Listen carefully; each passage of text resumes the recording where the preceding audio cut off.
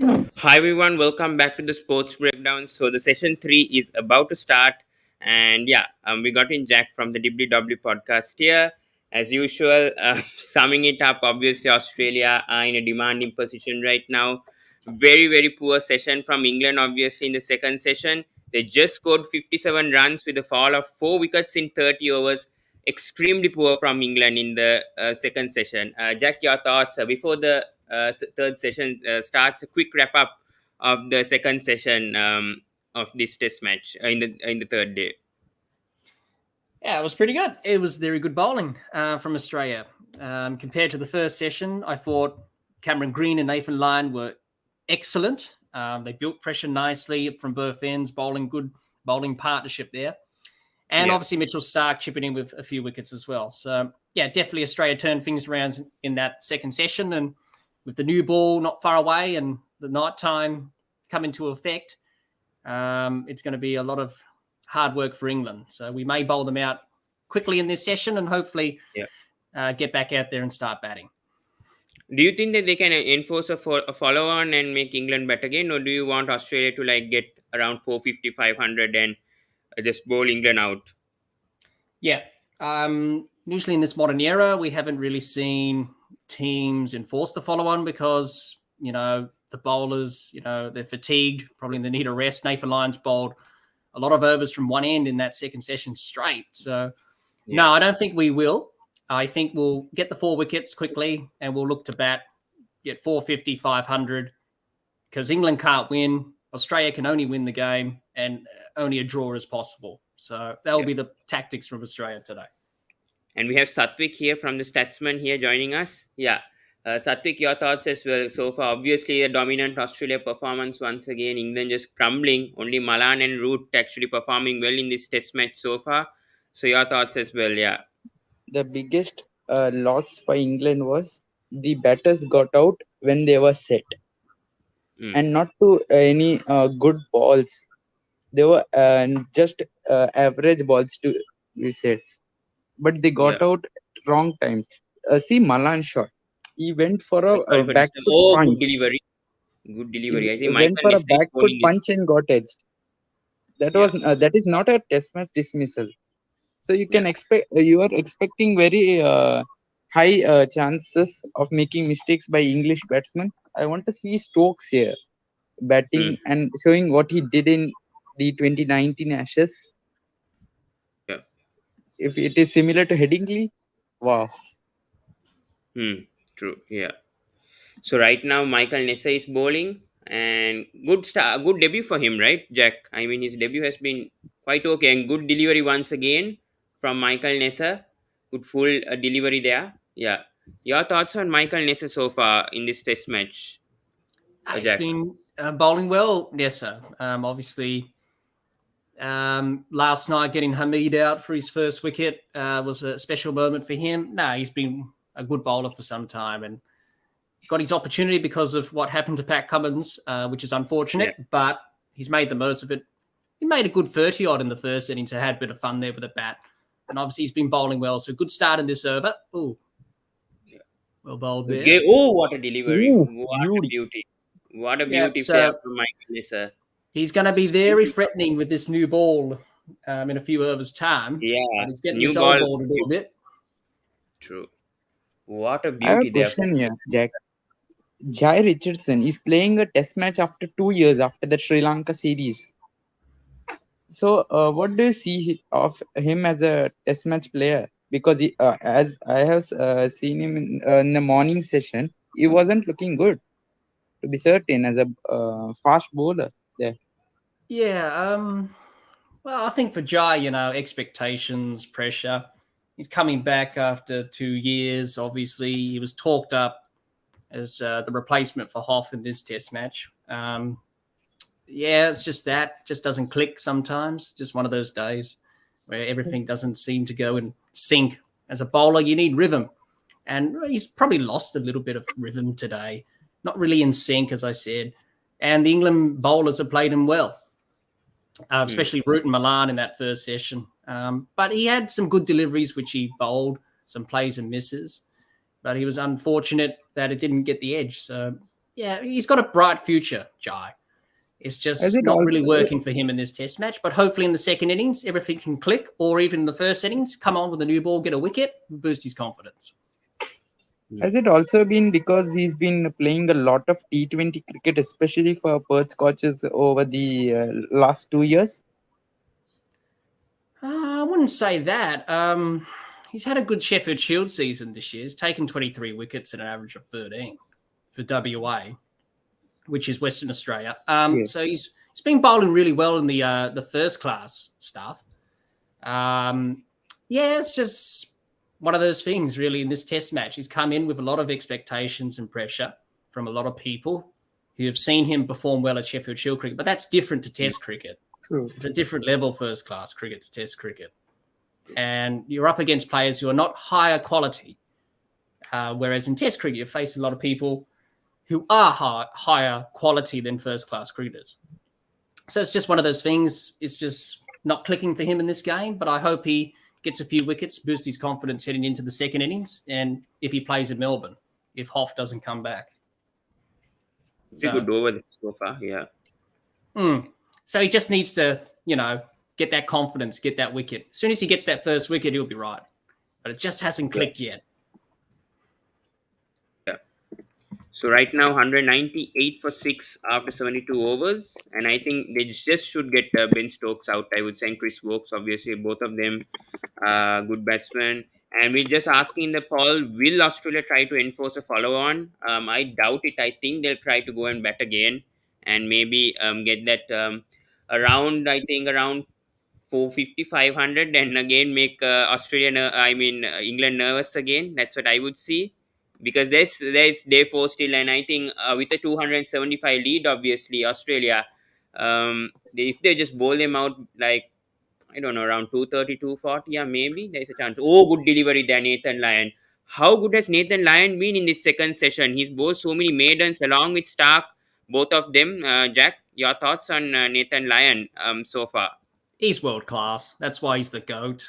That's why we call him the best of all time in Australia, that is. He's just done his job. He's hit the spot. He's built pressure nicely, especially after the first session, especially with Green bowling in partnership with him, bowling those. I think we bowled 6 maidens in a row or something. It was very good stuff. He's just been good as always, Gaz, and I'm not surprised that he's put in a good performance today. Yeah, and good to see Stark also back and getting 3 wickets. That's good to see Stark showing some aggression in the second session, especially. And he was really, really good along with Lyon, both of them keeping on pressure. And I think England didn't score any run, I think, for like 30 or 35 balls in that second session. So fantastic session from Australia. Yeah, it was. It really was. It was what we needed after that first session because Rouge and Milan were really batting well. And we reassessed after the break and we took 4 wickets, and now England are 6 down for 198. So it sounds better than 2 down for 198. So, yeah, very good session from Australia and hopefully looking to bowl England out cheaply here or as quick as possible. And that could be a matter of time as we progress later on in this last session of play. But Woakes and Stokes can bat, so that's a bit of a worry. And the number 8, obviously, Chris Woakes can bat a bit. So, yeah, I mean, all 11 can bat, actually. I think in England, I think even Ollie Robinson can bat a bit. So, they just need to get them out as soon as possible. Especially, I think the new ball will definitely get all these batsmen out. So, they just need to be a bit patient, I think, until that new ball comes. Exactly right. Yep. It's not a long way to that new ball now. So, you probably think Stark and Jai Richardson will probably have that new ball again like last night. So that's where the ball does move around a lot, that new ball. So just, be patient. If we can pick up a wicket before that new ball, that's a bonus. But if not, try and limit the runs and build the pressure like we did in that second session. And hopefully we can get the 4 wickets and England have a batting collapse. Yeah. Harshana here says, think Australia can win an innings. The thing is, we don't know whether Australia will bat again. That's the thing. So we don't know whether they'll enforce a follow-on for England, whether Smith will do that, or whether Australia will go to bat and then get a lead and then make England bat again in the 4th innings. So we never know what's going to happen. It seems like Australia may bat again and just put some pressure on England, but you never know, because 3 different captains in 3 matches. I think that has never happened. I think since 1964 something. I think for 50 years, 3 different captains. I mean, Tim Payne, Pat Cummins, and now Steve Smith. Steve Smith has done a good job once again showing as captain. I know, obviously, I mean the fans were okay with that, but yeah, after that sandpaper incident, the first time he was captaining, and seems like he's done a good job, especially on the field and with the tactics. Yeah, he has. He's done a really good job, Smith, in this Test match. Obviously, filling in for Pat Cummins, who missed out due to unforeseen circumstances that were out of his control. But he'll be back for Melbourne, and he's done a good job, Smith, in this match. Everything's gone to plan, just about for Australia. He wouldn't have liked that first session where we didn't take a wicket, but he certainly liked the second session. So we're well on top in this match. So and good stuff. England just scored their 200. Yeah. Again, Michael Nessa is coming. Good full delivery over there, but the fielder stops it. Yeah. But very impressive stuff from Australia once again. They're anyways good in day-night test. Obviously, Labuschagne scoring a century once again. I think he has the best average, I think, when it comes to day-night test. And the second highest, I think, average overall, playing only 20 matches, but having the second best average in test cricket. Sir Donald Bradman obviously has that 99.99, which will never go, but Labuschagne, what a terrific career he's had in test cricket so far, and coming as a concussion substitution in the last day-night test that Australia did play. I think, I don't know if it was the last, but that replacement for Steve Smith, Labuschagne has been a find for Australia. So your thoughts on that, Jack? Yeah, he has been ever since he came in to replace Steve Smith at Lords. Obviously, made his debut the year before that against Pakistan in the UAE, which wasn't great a debut for him. But since then, he's really changed and he's really improved as a cricketer. So we're very lucky to have him. He's going to be a fine player.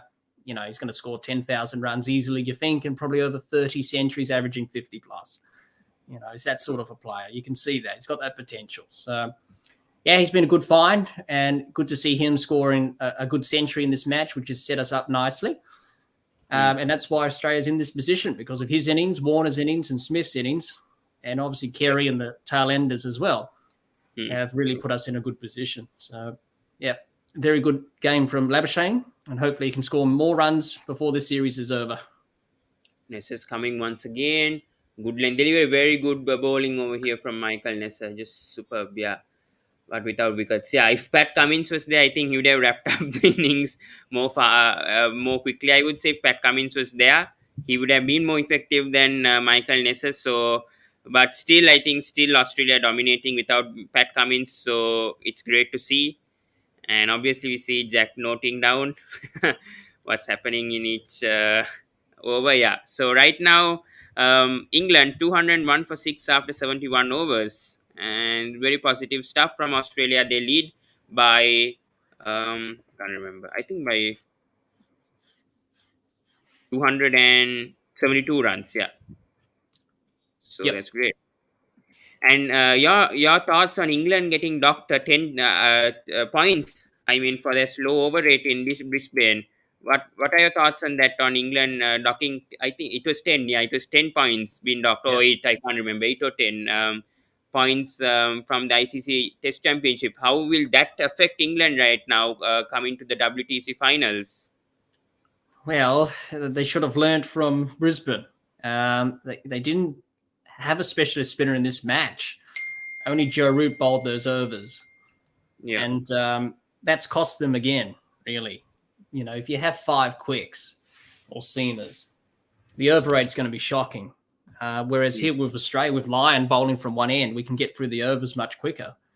So England don't have that, because obviously Joe Root's not going to bowl, 10 overs straight or something like that, because he's only a part-timer and he's captain. If you had Jack Leach or Dom Bess or someone, do that role, then you can get through the overs. But it's a good thing from the ICC. You got to clamp down on this because over rates have been shocking in Test cricket for years. And if you don't bowl the overs on time, you get dot points. Whose fault's that? A confident Sri Lanka fan is saying things Sri Lanka will be in the WTC finals.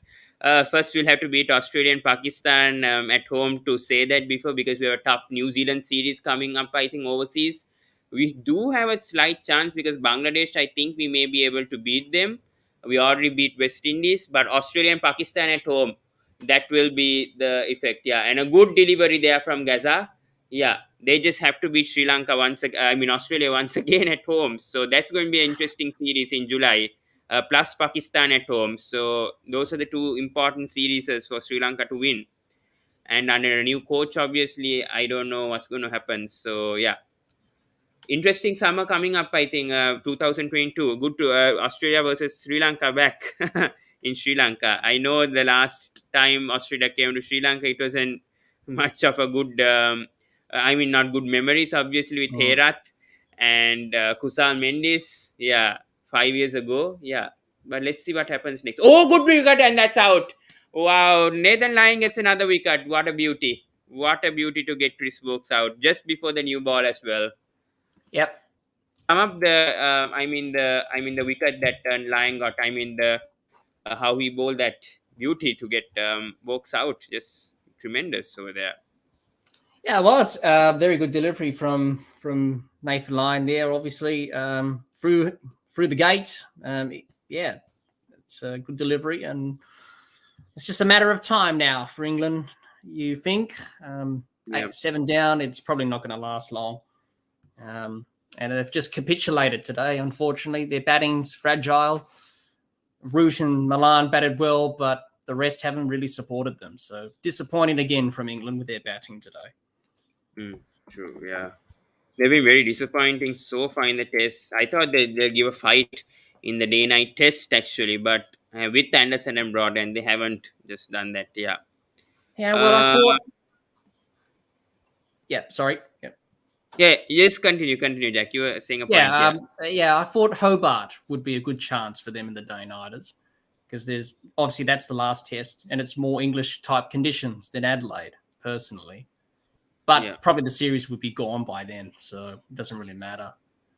It's been poor again, lack of fight, lack of application, and Australia's just too good today. So a lot of things for England to think about, really. It's you don't want to be in the England camp right now.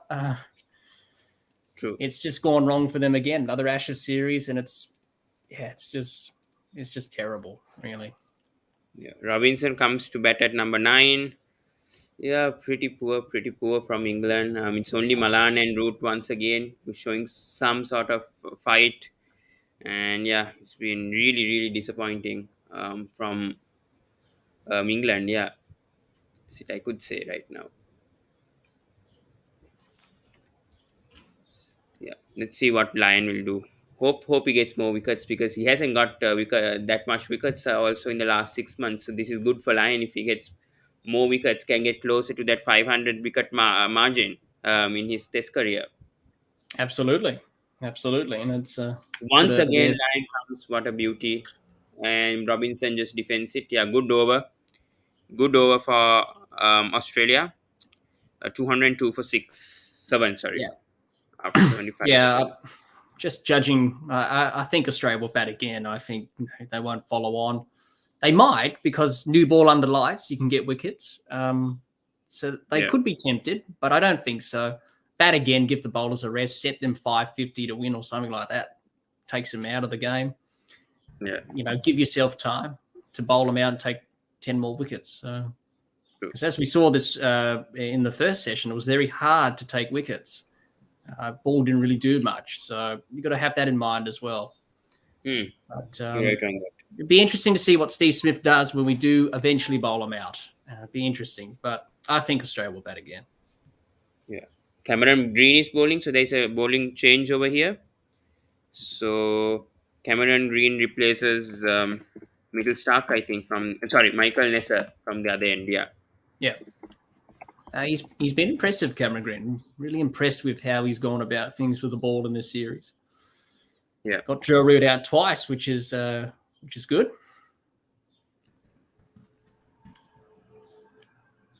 Getting the crucial wicket, obviously. Cameron Green has been really good with his bowling, especially. He hasn't shown much with the bat yet, but his bowling has been quite very impressive and gives some support to Stark, Lyon, Stark, and Hazelwood. Yes, that's great to see. Yeah, sorry, Stark and Richardson. Hazelwood is Yeah. not playing this match. Yeah. So very positive signs for Australia with the new ball going to come up. So obviously the 3 wickets will just fall immediately, and let's see what Australia will do. I mean, Steve Smith will do. Yep, it is tempting, especially you want to bowl under lights. It's more effective. So they may do it. I think England needs, I just saw it before on the screen, Yeah. 70 odd runs for the follow on to avoid it. So if Yeah. they get the last 3 wickets before that, then it's definitely an option. But we Yeah. have to wait and see what happens. Cricket Fantastic here says they would want a bowl at England under the lights, so they would Yeah. consider a follow on. Yeah. Ooh, what a delivery! What a delivery from Cameron Green. And You've got to find a way. What is the best way to win the match? Is it what's the point of us batting again? We're just going to bat for time. We're just going to Yeah. pile on more runs, do it that way, or But I grab think them so, by the Australia's throat not of the that neck. way.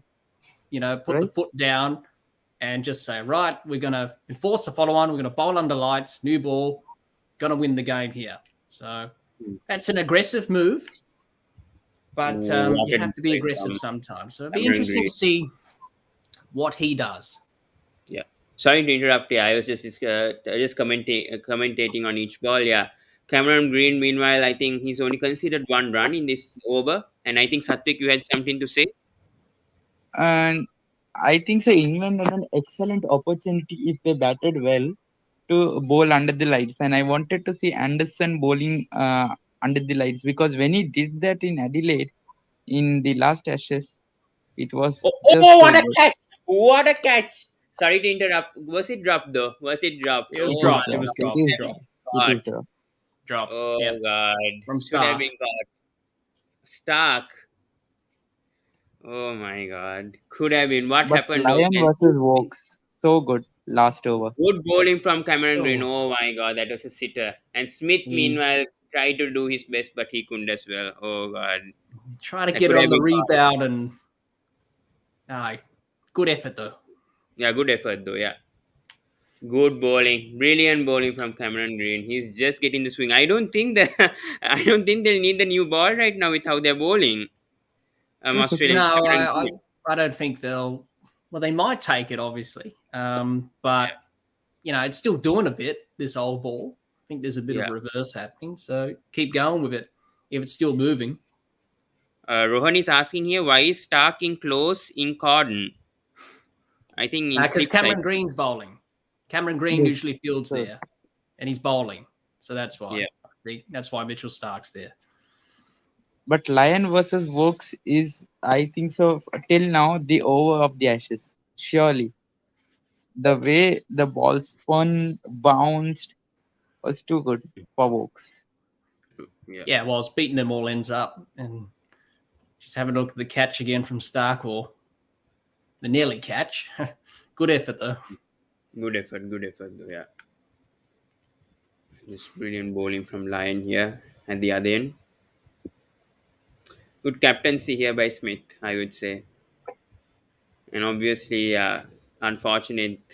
Oh, I Stark would say. dropped it and then Steve Smith went Yeah, I for thought that could have been caught though. That Yes, was that what was to we- be done though. I think so. Then Lyon comes, a good drift over there, and no runs taken. Yeah. Lions bowling in incredibly good lines. I think he's got around 10 maidens, I think, in this. No, 11 maidens actually. Yes, So he's done a brilliant job, Nathan Lyon, with his control of the he lines. knows the Way in better. and outs of Adelaide ground because he's played for the Strikers. He's been a groundsman and now he's bowled 10 Test matches, I think so, at Adelaide. So quite a good amount of experience there for Lyon as Aussie. Jack, I had a question. They're preferring Marcus Harris again and again, which I don't Yep. think this Sheffield Shield is not had a good amount of runs to come back to the side. What do you think of Usman Khawaja or even Henry Hunt, who was with the A side? Yes. They're sticking with Harris again. Sorry. This could be out. This Nathan could Lyon's be just out. got To interrupt. Yep. Another wicket falls. As we were sorry to interrupt. But Nathan Lyon gets another wicket. Good bowling, yeah. Well, he's reviewed it. But Yeah, he I has think reviewed this is it, pretty yeah. close. I think it's That's kept low. So that's pretty plumb, I think. Yeah. pretty plumb. He's just reviewing it for desperation, I think, now, Robinson, because England, the end is nigh. Let's have a look. Sorry for interrupting over there, but water delivery over there. The drift he got over there. Wow, that's plumb. I think that's gone. The amount of spin in that ball was just too good. You don't get to see that spin in Australia.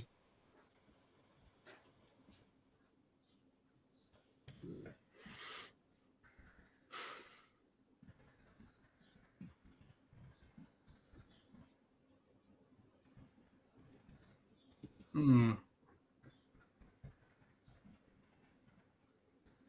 think so. There's an impact problem. If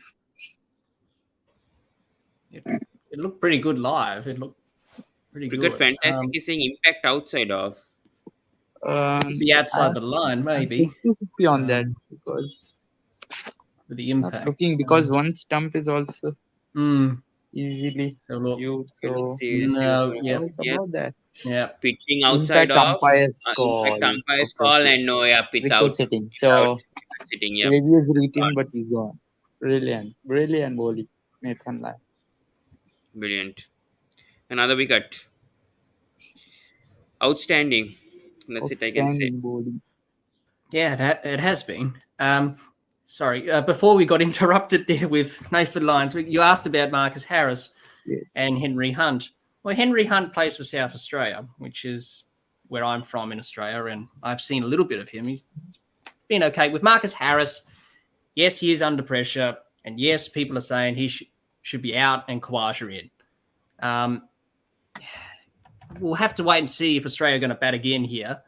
But if they do, he needs runs. Simple as that. He needs to score a 50 or something. Otherwise, because the squad they've selected Australia is only for the first 2 tests.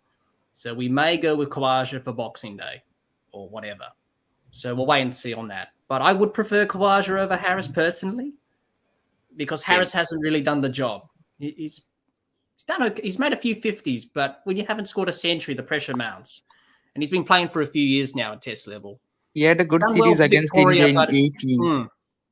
After that, he had nothing actually. Yeah, it just hasn't clicked for him yet. So I wish him well. I don't like to see players fail. Okay, Cricket Fantastic is asking a good question. How about Nick Madison? Yeah, he's sort of coming back to the scene now, Madison. I haven't seen what he did in the tour match, but yeah, he's been forgotten. He may be an option, but I don't think they'll go back to him. I think. Yeah, I think they'll go with Khawaja. I think that's the most. Yeah, they'll go with Usman. That's for sure. Because Usman has scored 10 test centuries. I don't know how many centuries. He scored about 8 or 9 test centuries. So something like that. Some good numbers. Yeah, that's good. Yeah, but counter-attacking view would be that Khawaja played in the Sheffield Shield for. I think so. He played for Queensland, right? Yes, he played in the middle order. And was in competition with Travis Head. So how can you bring a middle order batsman who scored all his runs in the middle order as an opener? Yeah, but the thing is, Satwik, I think he opens, right, for India in 2020. Before, I think he opened in the white ball format, right?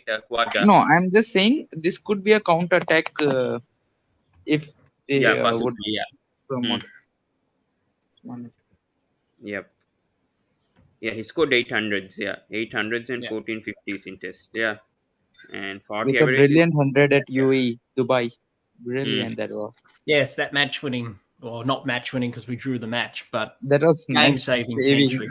Really, that was a brilliant 1-for-1. And that's what he can do. And that's why he's in the side. But the selectors have said we're going to back Harris for the whole series. So He's got to score runs at the bottom line. If he doesn't, Khawaja in for me. But David Warner's had so many opening partners. No one's really stuck around with him, not since Chris Rogers for a long period of time. So Yes. yeah, that's the thing. We keep chopping and changing. We just got to make our minds up. Is it Harris or someone else?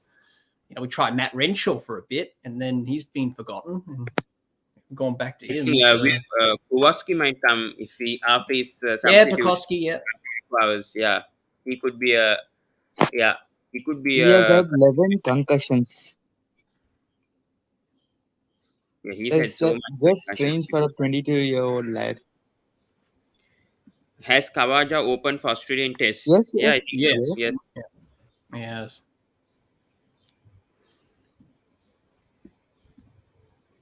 Good bowling Obviously, here from during Cameron that period when Water was out of the side, he opened.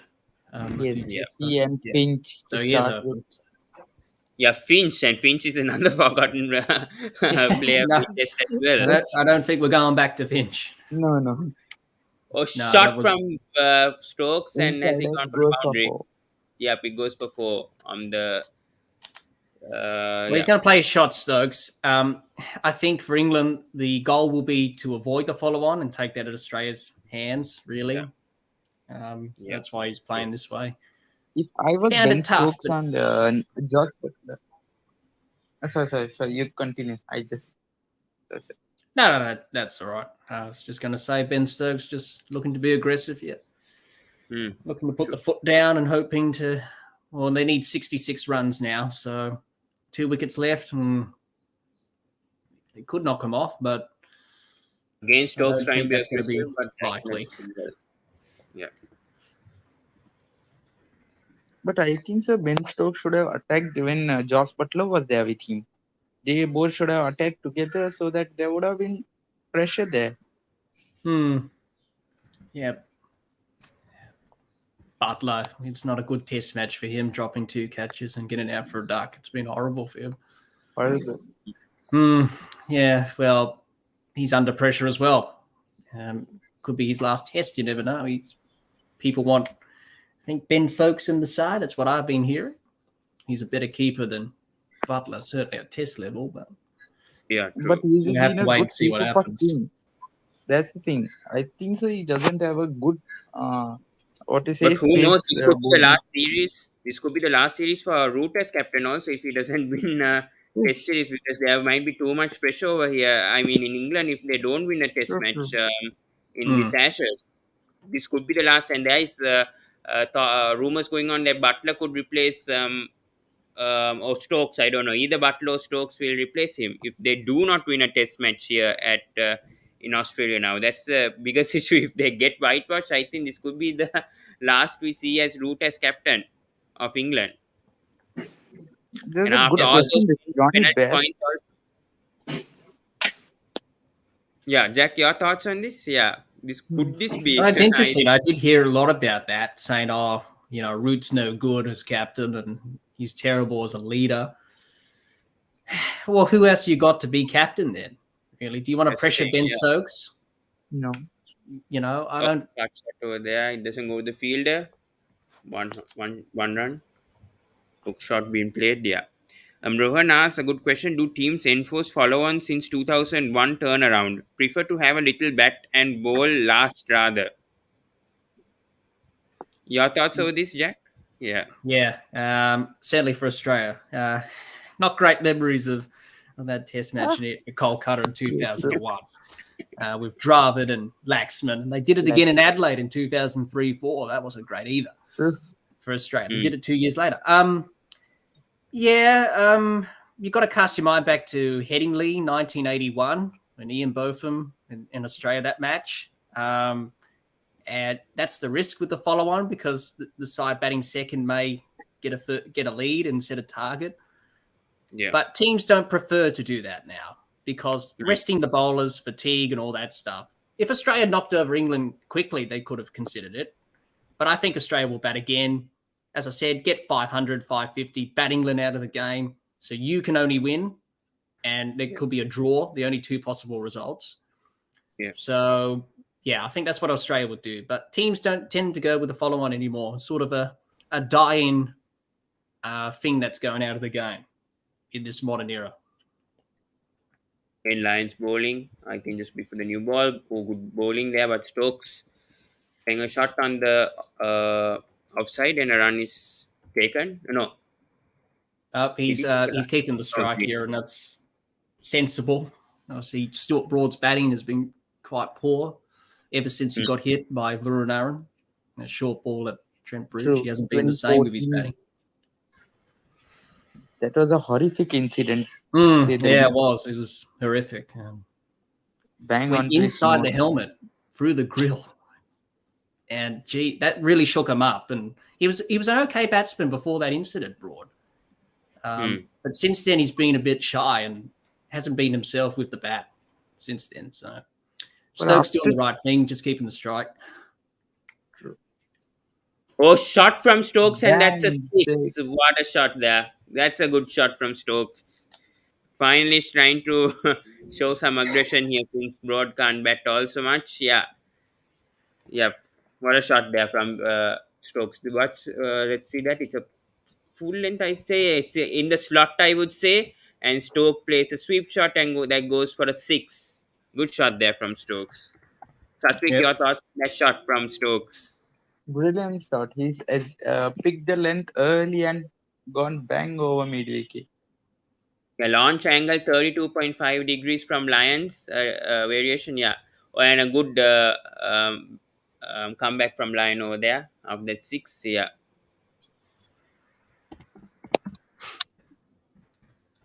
In the trying to avoid that on. Yeah, Satvik. Yeah, sure. Yes. So I saw that Australia A game where Khwaja and all were batting. Yes, Khwaja was batting. So they gave 5 wickets to Dom Bess. All 5 were poor deliveries. It's just like they were hitting straight to leg slip, something like that. So what do you see of the next upcoming Australian batting and their woes against Spain? Because there's a 2022 tour to India and Sri Lanka and Pakistan.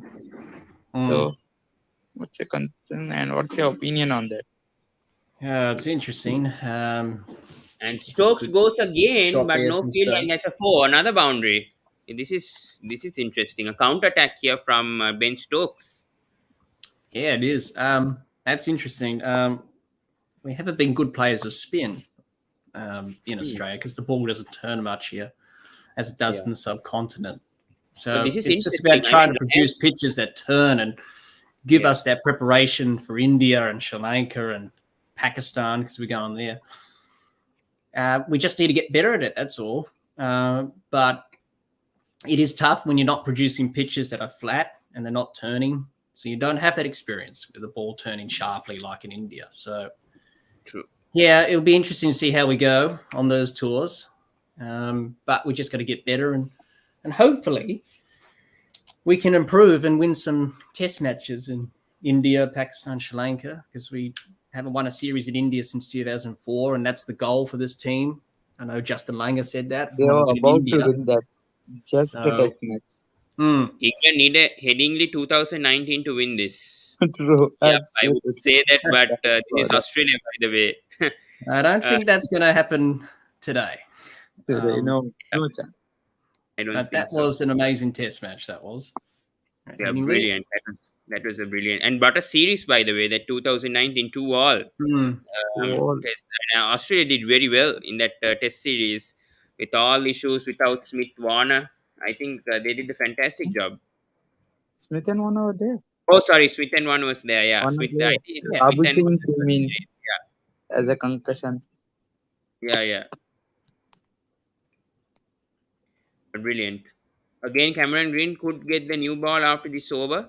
One more over before. And again, Stokes trying to attack. And this could be good fielding. Good fielding.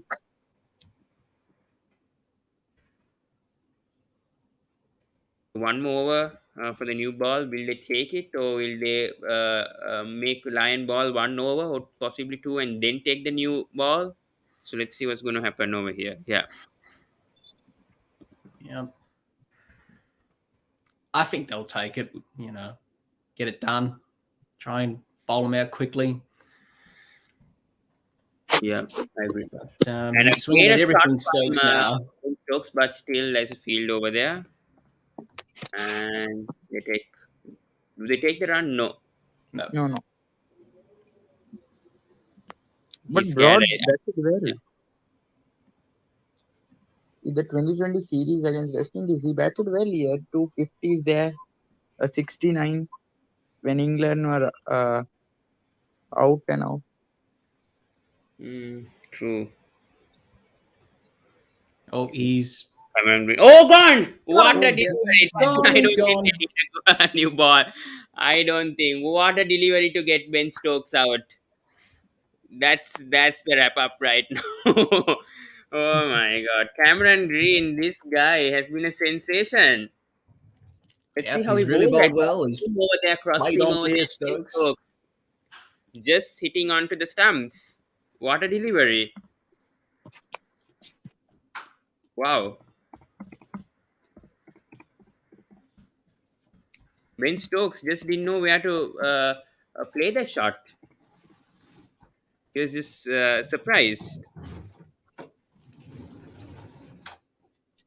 It's a brilliant delivery over here. Everything is there. He's gone. Then Stokes. Wow. If we would have started that attacking game earlier, England would have been on a serious note here. At least would have given some competition to Australia. I don't think now they'll need the new ball. No, Definitely not just now. one. Not now. No, not now, though. It's not worth it now. Obviously, No, with it's not 9 worth it. wickets down. So, Anderson, let's see how long he can last for. Probably not long. Maybe a couple Not of long. balls, maybe. Yeah, the one Just innings a to over Anderson. or two. He played that 81 right against India back in 2014. I still remember that. Oh, Anderson at number 11. sure. We don't What make was the me ground? remember I those think it was incidents. in Headingley, right? That innings, Yes, 81. Yeah, at 81 least. and 2000. Joe Root 157. Wasn't it at Trent Bridge? It was Trent Bridge, I think it was. I think, yeah, it was at No. Trent Trent Bridge. It was heading in my memory. I can't Trent Bridge. remember. It was Trent Bridge. I think that- it was at Trent Okay. Bridge. Yeah, I just yeah. got confused. Okay. Wasn't Cam Green supposed to be a batting all-rounder, Jack? Is it? I think yes, for but domestic, I think he is the batting all-rounder. He scored the second highest runs, I think, yeah, this season last year. his batting's definitely better than his bowling. But in these last couple of Test matches, his bowling's quite good. His batting's struggling a bit, as we saw in the first, and he's got some problems there, which he needs to fix. Ooh, what a beauty! But yeah, he's more of a batting all-rounder at state level. But in the Australian side, he's got to bowl a lot of overs, obviously, to so we can rotate the quicks and give them a rest. But he's doing a good job. True. Rohan here says, if Australian bowlers go short stuff at Anderson, will he crib like he did versus Bumrah? I think he will, yeah. But yeah, thoughts on that, Jack? Yeah. Yeah, that was interesting, wasn't it? With Bumrah and Anderson at Lords. Yeah, they'll probably go short stuff. We've brought in Anderson here. Get them fending. And I think the ball is swinging, though. I don't think they need to bowl bounces at both of them. I think they can easily get this. Just pitch it up there. They'll nick it or they'll miss it. Get the wicket, yeah. But, they brought in a silly point as well. Yeah, they brought in a silly point. Jack, was Cameron Green more highlighted as a batter when he scored that 193 against 193 or 293 against New South Wales? If I remember it well. He's always been touted as a great batsman, but also as a bowler as well, because he bowled fast up until he got those stress fractures in his back. And that's why last summer against India, he didn't bowl a lot of overs. He was coming back from that.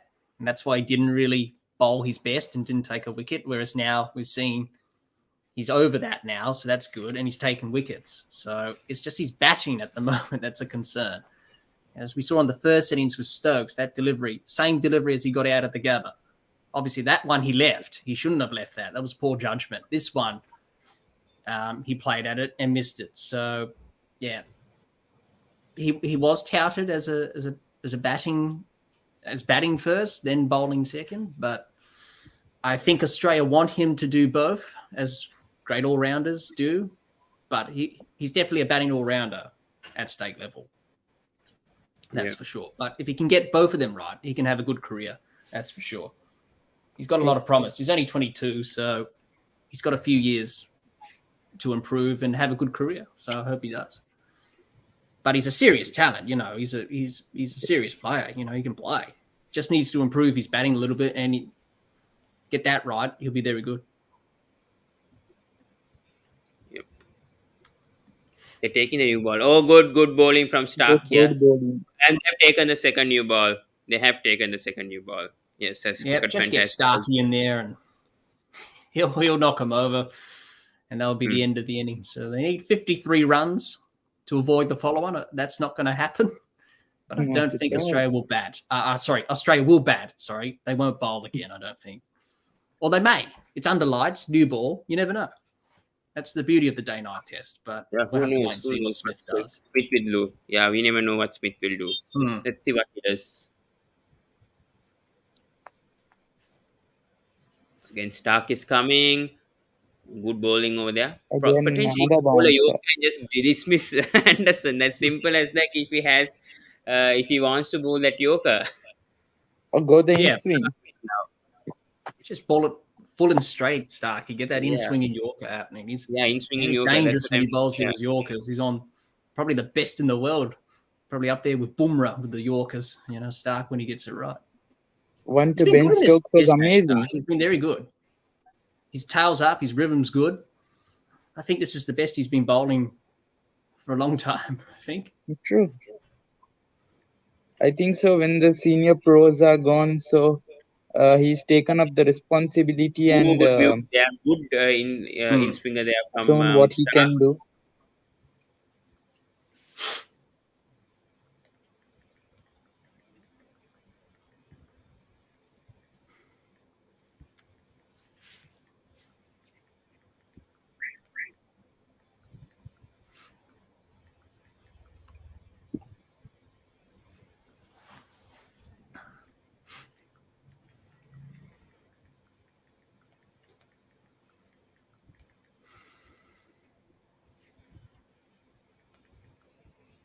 Stark is coming over here.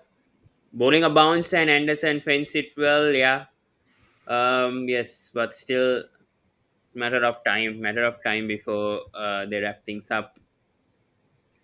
So I would like if he bowls that in-swinger Yorker and just gets Anderson out and then without bowling short deliveries.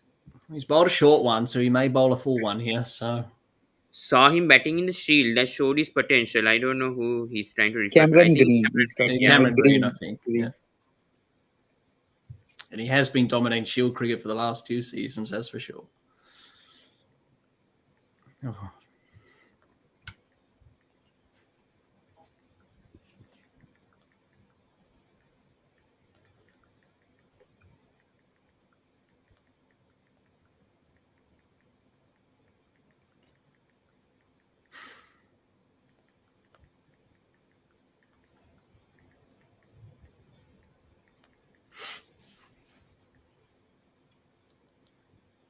I had a question actually for Jack. So Shield cricket has been as per Channel 7 where I saw an interview. So they were saying that the Shield cricket has been declining, one because of the quality which it had maintained 10 years ago and the quality of players which it had, and second is the evolution and the rise of the Big Bash League, which is during the winter holidays. So so do you think the Sheffield Shield has been affected very much, or I think that I can't really explain it, but I did talk about it with Jared Kimber. He was on my podcast. If you watch that, we did talk about Sheffield Shield cricket, and I did say to him, "Is it declining? Does it need to improve?" I think he will explain. He explained it better than I can. So if you go and watch that interview that I did with him, that will answer your question. In terms of the Big Bash, I think the Big Bash is not what it once was, and it's been on the decline for some time, personally, because they've changed everything, the new rules or whatever. People don't like that, and it goes on too long, and they've tried to have it in the school holidays. It's not what it once was when it first started. Obviously, it's not like the IPL. Obviously, no one can match the IPL. But the Big Bash this summer, the crowds have been small, obviously due to what's happening at the moment. That's why. But yeah, most people seem not to watch it because it drags on too long and people get sick of it after a while. You know, you have teams playing each other twice. You know, if you play it, I think they did it early in the early years. They had 7 games. So everyone played everyone once. So you played 7 games out of 8. And it was short, sharp, and quick. People like that. People don't like it if it goes for 2 or 3 months. Like December, January. People just switch off. They say, oh, is this still on? That's what they say. That's the general feeling in Australia. I like the Big Bash. I don't mind it. But some people, T20 cricket, you know, people prefer to watch Test cricket, the Ashes, than the Big Bash.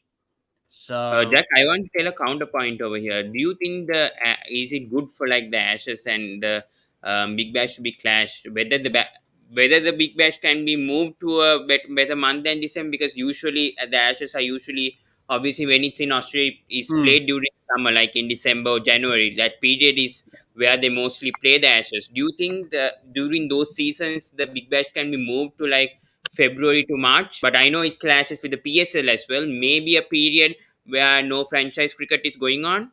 Do you think so? Then, like the likes of Smith, Labuschagne, Warner, Stark, those star players can play in the Big Bash, because we haven't seen much of them. If they them in recent times. So yeah, thoughts on that? Because less overseas players also are coming. That's why I'm saying I like less overseas stars. I know Andre Russell is playing this time for Melbourne Stars, and a few Afghanistan players. Rashid Khan is playing, so that's good. But like whether more overseas players can come to the Big Bash and maybe expand it. So your thoughts on that? Because right now I feel like the PSL is trying to compete with the Big Bash, and I feel like PSL is doing a better job than the Big Bash right now. So your thoughts on that? Yeah. Okay, there's a lot to cover in that. I'll try my best. Okay. I don't think they'll move it because they won't play it in March or anything. Because you've got to remember, here in Australia, we play AFL football, which is like rugby, but it's on steroids, if you've seen it. Yeah. So that starts in March. And you've got to remember that all the major cricket grounds in Australia are multi-purpose. That's why like the Adelaide Oval, the new stadium in Perth, and the MCG have drop-in wickets because they play AFL, and therefore the SCG and the Gabba don't, and Hobart doesn't. They have natural squares, but you can't have the Big Bash in that time of year in Australia. You can have it earlier, but you have the Women's Big Bash as well, which is October, November. So they've always had the Big Bash at this time, December, January, because it's the best time because school holidays and stuff like that. So it's just a thing. It just clashes with the international schedule because the scheduling these days is quite packed. And that's why you're not seeing the, Stark and Warner and Hazelwood, Cummins and all these guys play for their Big Bash teams. I don't think David Warner's played for the Sydney Thunder for years. I don't think he has a BBL contract anymore. I know Mitchell Stark played at the Big Bash. Well, he hasn't played at the Big Bash for years. Nathan Lyon played was it last season, I think, or the season before he did? Not in the 20th. Because I have followed sixes. So Steve Smith played in 19. I remember he scored 50 with Josh. And Nathan Lyon also bowled. Yes, he bowled last in 2019. Stark was about to play in 20. I But think there's suggestions that Australia might back because Warner is trying to prep up over here, trying to warm up. So potentially, I think that could say that Australia trying to bat again after this. Yeah, that's usually an indication if you see Yeah, yeah. the Warner is trying openers to getting warm ready. up. Yeah, Warner is trying to warm up, so that could suggest that Australia might bat here in the third innings. Yeah, yeah. I It's would just say that's a wise choice, but yeah, let's see what's going to happen. Even I don't know what Smith is going to do, but it yeah, seemed to be like Australia trying to bat again. Yeah, which is fair, I would say, with how yeah, the that's record they fair enough. have in the day-night test. Yeah, yeah. Yeah, but Satik, you try to ask question, right? Yeah. no, Okay, okay. There's a comment over here. Cricket Fantastic is saying Lyon, Stark, and Smiths have contracts with yeah, the Sixers. this Yeah, is even Warner. I think even Warner has, right, with no, no, Sixers. no, no, no. he played for the Sydney Thunder, but Oh yeah, he sorry, played for sorry. them He did, years yeah, ago. But he years doesn't ago have a he played for contract Sydney anymore. Sixers. Yeah, yeah. Yeah, um, yeah, that's the thing, and And it's Labuschagne just played for Brisbane Heat. We saw him, yeah, I think, 2 seasons, and especially as a bowler, we saw much more of Yes, impact yes. of mm, Labuschagne. Yeah, I remember him bowling. Yeah, as a spinner. Yeah, I remember He's watching the also with Brisbane Heat in the 90s. Sydney Thunder, right? In 16, 17. Oh, I can't remember. I can't remember Labuschagne in 2016-17. Jack, I don't have much memory. I mean, I don't know when Marner started to play for the Heat. He played in 18, I think so, 17, 18. Because I was I think starting so. to I'm just follow trying to that. remember if he played at that time. Obviously, no one knew who Marnus was. Obviously, now we know who he is. Obviously, so yeah, yeah. something like that. Richardson once Um, ago. Oh, good bounce there. Could be. oh, Oh No, no, no no, no. field. Yeah, but good bounce and good intent there from Jai Richardson. He's unlucky. He hasn't got any wicket yet. He hasn't got any wicket yet. Oh, this could be a run out as well. What's going on? A mix up. My God, what's going on in this delivery Yeah, with two this there. delivery right now? So much mix ups going on, and a bouncer being bowled. And have they given it as a wide? no, it hit him on the helmet. I think so. Leg buys, 2 leg buys there Oh Played yeah. on his, No, on his shoulder. It's on his shoulder. on his shoulder. Yeah, I thought it hit Yeah. him on the helmet, but no, hit his shoulder and then yeah, so leg Yeah. buys there. Cricket Fantastic says under the lights, if Australia bat, there might be a risk of losing a lot of wickets. I don't understand why they would want to bat again. The thing is, though, I think they have a pretty decent day-night test record. They haven't lost a single match, and I wouldn't say that they lose a lot of wickets. Oh, it went to silly point, could have been caught, but no, they placed it well. Yeah, so 1 run. Yeah, thoughts on this, Jack? I don't see that. Australia will lose that much because I mean Harris could be, but Warner I think maybe not. I think Warner and Labuschagne may be able to settle this. I don't have that much faith with Harris. He has to score runs, but yeah, maybe lose about 1 wicket. Yeah, your thoughts on that? Yeah, if Australia do Yeah, bat, usually under lights with the pink ball, you don't lose a lot of wickets yeah, anyway. Sometimes just yeah, doesn't really do much under lights. Yes, it would be a risk. I do understand what he's trying to say there. Yes, it is. But Australia are 249 runs ahead. So even if they get through that tough period and score runs with that brand new hard ball, then I think they should be fine. It is a risk, but I don't yeah, think Australia will enforce the follow-on. They might, because, okay, with 249 runs ahead, run to lights, it's the best time to bowl. We get a few wickets like we did last night, get them 2 or 4 down, then we could be winning this game. So you've got to choose the best option to win the game. You've got to remember it's day 3. There's 2 days to go. So you've got to remember that in the morning session or the afternoon session, it was very hard to take wickets and the ball didn't do much. So that's a consideration as well. yeah. So Oh, I think good bounce! Australia will bat again. Oh, so close over there. So close for Stark to get his 4th wicket. I think the I don't know cricket. why the camera. I don't know why the camera is always pointing on Warner. They're trying to indicate that he's going to bat, like Australia trying to bat Or, again. I or don't know him as a what's over captain here. or leader, Yeah. like Well, usually an indication is if you get the last wicket, if they sprint off the field, Warner and Harris, then Australia's banning it again. If not, they're probably enforcing the follow-on. So watch out for that if the last wicket falls. That's usually a sign. So we have to wait and see what happens.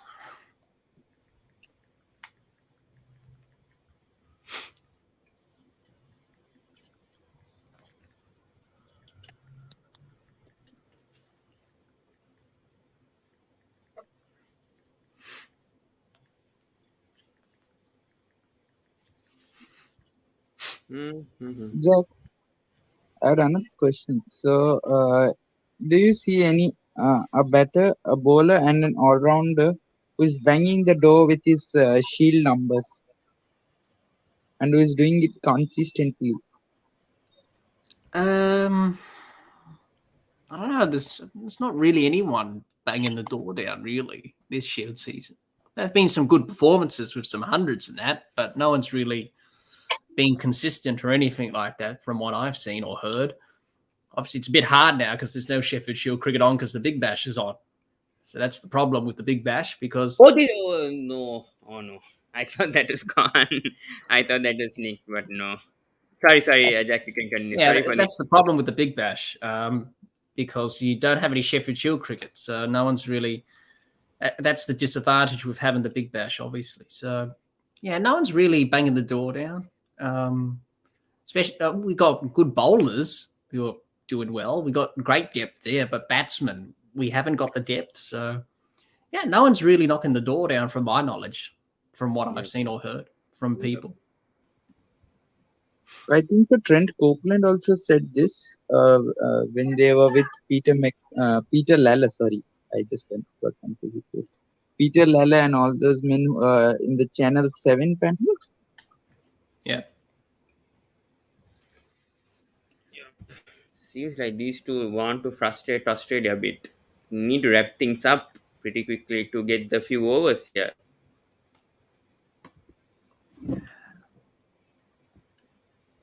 I think the aim is anyways to frustrate Australia a bit. Would I say it's a Yorker? I would say, yeah, potentially. Yeah, it was. Yeah. Rohan here says Glamorgan's stint with Mayank, I think, right? No, it is Manas. That's autocorrect. Manas batting more. Your thoughts, yeah. Well, he did play for Glamorgan in that county championship before that Ashes series, I think, and he got a lot of runs, Marnus. So he's done quite well in English conditions. So, yeah, it's obviously good for players to go over there and play county cricket. We don't see a lot of that. This year, there were quite a few Australians who went to England, like Travis Head for Sussex and Niza. I think he played for Glamorgan as well, Niza.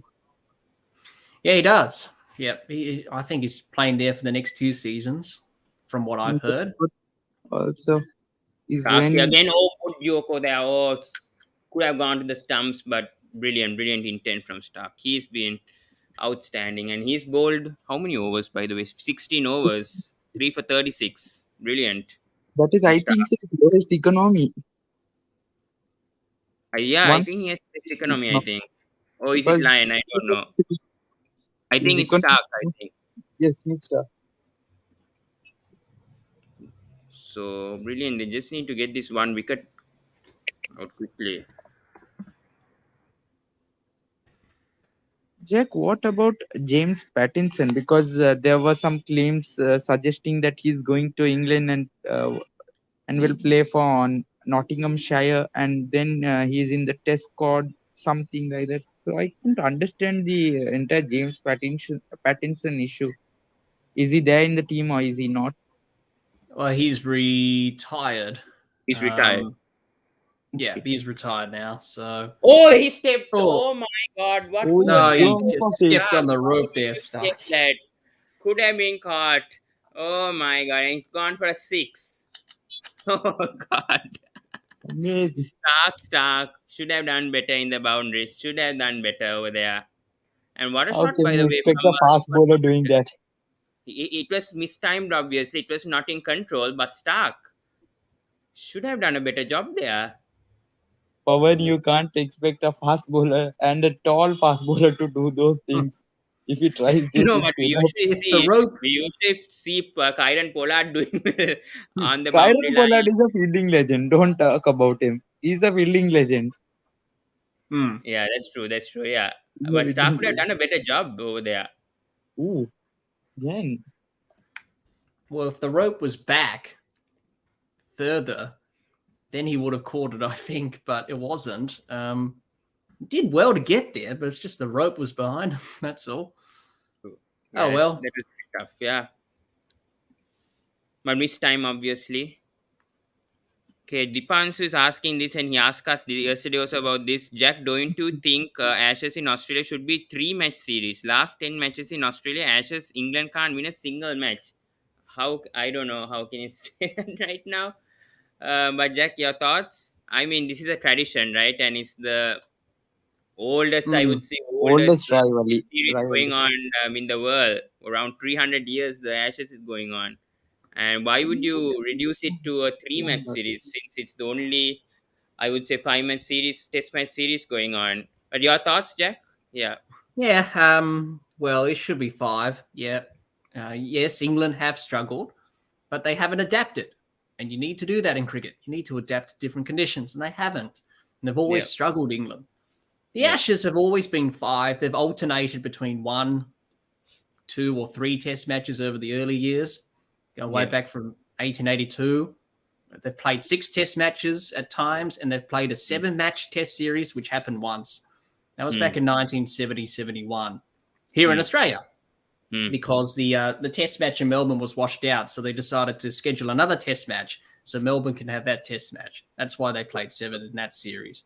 But it's alternated over the years, but they've stuck on 5 Test matches from, I think, 97 was the last Ashes series to have 6 Test matches. I think that was in England, the 97 Ashes. So since then, they've always had 5 Test matches. And it's the only series in the world that has 5 Test matches in a series, besides from India and England now, who have decided to play 5 out of the blue. But yeah, always keep it to 5. It's just tradition. It's just how the Ashes are. And it's, I agree. More Test cricket, more exciting when it's a 5-game series.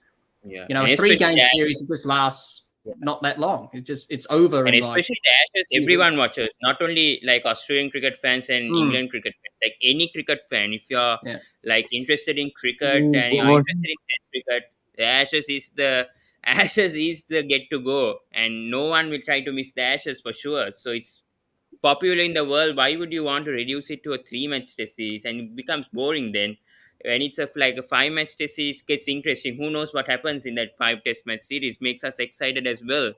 And I don't think personally the Australian Cricket Board or the England Cricket Board will do such things like to reduce the the 5-match Test series. That might not happen even with a busy schedule, because it's in demand. Yeah. Cricket Fantastic says, I really want to see Manas batting outside Australia or England. He struggled in UAE. Want to see him bat against spin in the tour of Sri Lanka in Sri Lanka. Yeah, that's going to be a pretty good series. I hope Labuschagne He comes to Sri struggled in Lanka first of UAE. all. I hope Labuschagne just does come to Sri Lanka. I'm not sure whether he'll be selected for that tour against Sri Lanka. I hope he comes, I think so Labuschagne. he will be, because he's going to Pakistan and India. So I think so as a preparatory tour or something like that, he will come to Sri Lanka. No doubts about it. Yeah. Your thoughts on that, Jack? On him struggling in UAE and potentially his next few series is coming up overseas against Pakistan in March, and then we have Sri Lanka in July next year. So your it'd be thoughts on him? interesting. Yeah. Be interesting to see how he goes, Manas. It'd be a real challenge And for start him. from Rod, and this is all gone. Yes, all out. 236 England are all out for 236. Let's see what Australia will do now. Yeah, they're going to bat again. Warner and Harris are running off, so we're batting They again. run, yes, they're obviously. enough. We're batting Batters again. obviously seen, yeah, they're going to bat again, I think, yeah. But brilliant. I have a counter-attacking view for that comment by Cricket Fantasy. Manas, when he started, he was a bowler who could bat a bit. So he batted at 6, 7, 8. So he was Yeah. used as mostly as a leg spinner. So he took 3 wickets in his debut match. So I think so that Manas and this Manas 2.0 should not be compared, because he wasn't the batter we know today. I agree. And he's definitely the number 2 test batsman also right now. And what Yes. are thoughts going on here in the Australian? The rest of the fielders are waiting, I think. But Vaughan and Harris quickly ran, so obviously that suggests that Australia will bat again. Yeah, that I think that's a wise decision, because I think, anyways, I think they lead by what, 237. So 237. yeah, yeah, and let's confirm Australia will bat again. Confirmation over here by ESPN. Yeah, Australia will bat again. So that's the latest update. Yeah, but brilliant. Yeah, Jack, your sum up on this. I mean, on these innings and the bowling, especially by Stark, Lyon, Green. Richardson didn't get a wicket, but at least, I don't know. Means, Yeah, your Yeah, it's thoughts on been these innings? Yeah, yeah, it's been good. Especially the second session onwards was yeah, excellent from Australia. England batted well with Root Milan there. Ball wasn't really doing much, but then in the second session, we were able to hit our lines and lengths and build pressure. And from then on, we've just dominated, and that's why we've bowled England out for 236. So it's been a good day for Australia again. Now we just need to get through this tricky period under lights and extend the lead, and hopefully bat England out of the game tomorrow, set them 550 or something to win, which is impossible, obviously.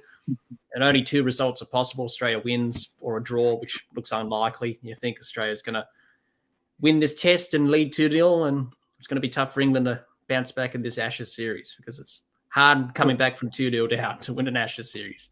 Hasn't been done ever, I think. So it's very hard. So overall, great day for Australia.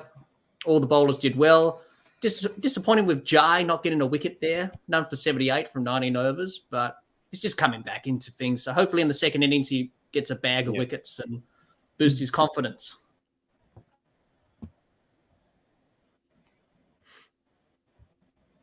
I think so. The Aussie openers have to negate the swing by Anderson and thoughts? Broad. That is the key. If they don't do that, then we saw it in the last Adelaide Test match, how India were bowled out so brutally in the second innings, and then how England dealt with the pink ball in Adelaide, where Anderson was bowling some screamers to Bancroft and Khawaja.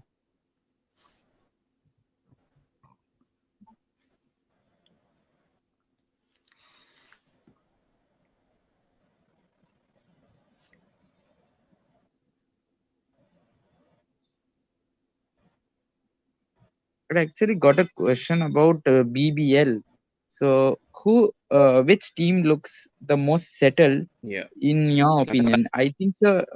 I actually like Sydney Sixers, and they have won the trophy thrice. Yes, they have won the trophy thrice. So, what's your opinion on who are the 4 qualifying teams for the Big Bash? Oh, that's interesting. I think the Sixers are definitely the team to beat this season. Haven't really watched much of the Big Bash. I've been busy with the Ashes, obviously. So I've only been watching the Big Bash briefly throughout the last few weeks. Excuse me. Sydney Sixers, I think, are definitely contenders. The other 5 teams who qualify for the finals, because there's 5 teams that go through to the finals. Yes. There's a challenge as well. Yes, because they changed that. It'll be interesting. I don't know. It's always a mystery in the Big Bash, whoever gets into the top 5, or before it was the top 4, now it's the top 5. So it's always a lottery, whoever gets in, because you got the bonus point now. So that makes it interesting. So, I don't know who's going to go through, but definitely the Sydney Sixers look like the strongest team, and probably they're going to win another title, I hope. I hope the Adelaide Strikers go through, obviously, because I support them. And Rashid Khan in there doing his thing. But we've been Obviously, no Carey, no Head, obviously, because they're playing in the Ashes. That's a big blow. But we've got Khan, we've got Siddle in the side. Garden. Yeah, so hopefully we can do well. I was expecting Phil Salt to come to Adelaide Strikers. Yes. He had also had a contract with Adelaide Strikers because Jason Gillespie was the head coach of Sussex and then came to the Strikers. Yes. Yeah, I don't know. I think he was playing in the, I don't know, the Sri Lankan He's now playing Premier in the League, I think. LPL for the Ambula Giants. Yeah, I saw him playing there. So maybe his contract was up or something. Yeah, I don't for know. the Blue Giants, yes. But yeah, it was quite a surprise when he didn't return because he did okay. Yeah, and Perth Scorchers. do you think Perth Scorchers have a chance? Because I do support Perth Scorchers a bit. Yeah, and they came to the finals last year also of the Big Bash. They're Scorchers. Yeah. Maybe they have a chance. Yeah, they look I don't pretty know. good. They've been played well. They played well against Hobart the other night, where Mitchell Marsh scored a century. So yeah, the Perth Scorchers, they've been quite disappointing over the last few years because losing players and they haven't been doing well. But I think this season they're all up there again.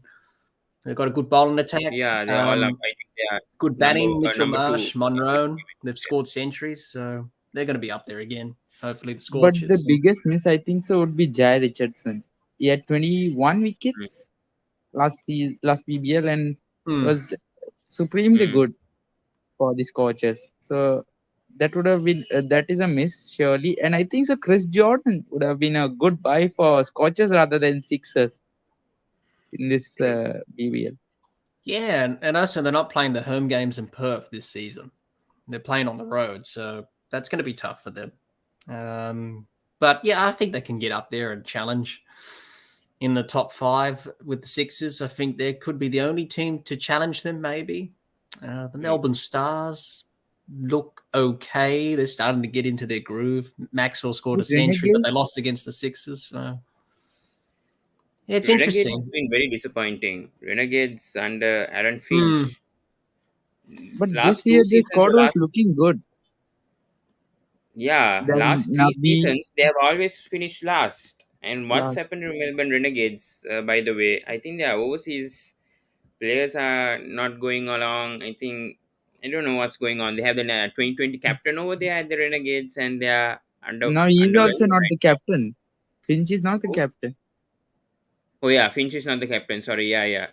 So your thoughts on the Renegades also, Jack? What's going on with the Renegades for the last 3 seasons? They finished at the rock bottom. I mean, they lost 12 matches to win 1. Yeah, they have. They're a young side. They're bleeding in young players, and they're putting up some good performances. The game against the Adelaide Strikers, they did well. I think that was in Melbourne. They won that. Both the matches. Yes. And they've always struggled, especially the last couple of BBLs, finishing last and nothing's gone to plan. And, ever since they won the title, they have against the Stars, they haven't really fired or clicked. They've got Mohamed Nabi there. He's been good for them. They've got players who are exciting. So it's just about giving time, I suppose. Trying to let them find their way, and they'll get better over time. He was good this season in my the way it knocks. Mackenzie Harvey, I would say, yeah, he's been good. Marcus Harris is obvious. Yeah, Marcus Harris plays for the Renegades as well, so they're missing a few players out. Obviously, Finch Marcus is out Harris is obviously and Madison. So, yeah, they've got Nick Mattinson there too. So they've got some good players. It's just about trying to put the whole thing together. That's all. Women's team of the WBBL did well. Unfortunately, what a season! What a season! Amazing, Harmanpreet Kaur. Oh yeah, what a season for Renegades! They won the. They didn't win the Big Bash. I just forgot. I think it was Adelaide, right? I can't remember. Yeah, he's the first Indian to I've been first Indian player, but he obviously for India. But So England have come back the field. That's good news, surely. Yep, it looks like we're going to get ready again. So we're going to get started. It's going to be Anderson to bowl the first over, it looks like, to David Warner. I think it is. Yep, David Warner. Beginning start.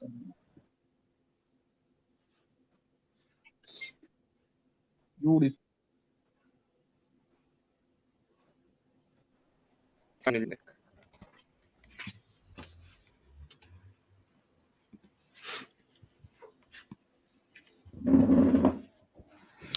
Jack, another question. Yep, go ahead. So yeah, We saw the women test match at Karen Rolton Oval against India. So that was a draw.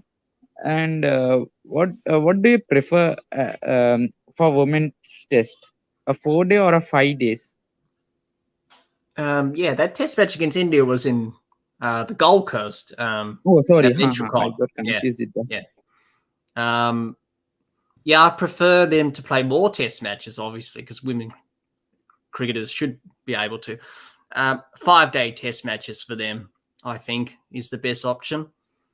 Because as we saw, there was a draw, initially 4-day test matches.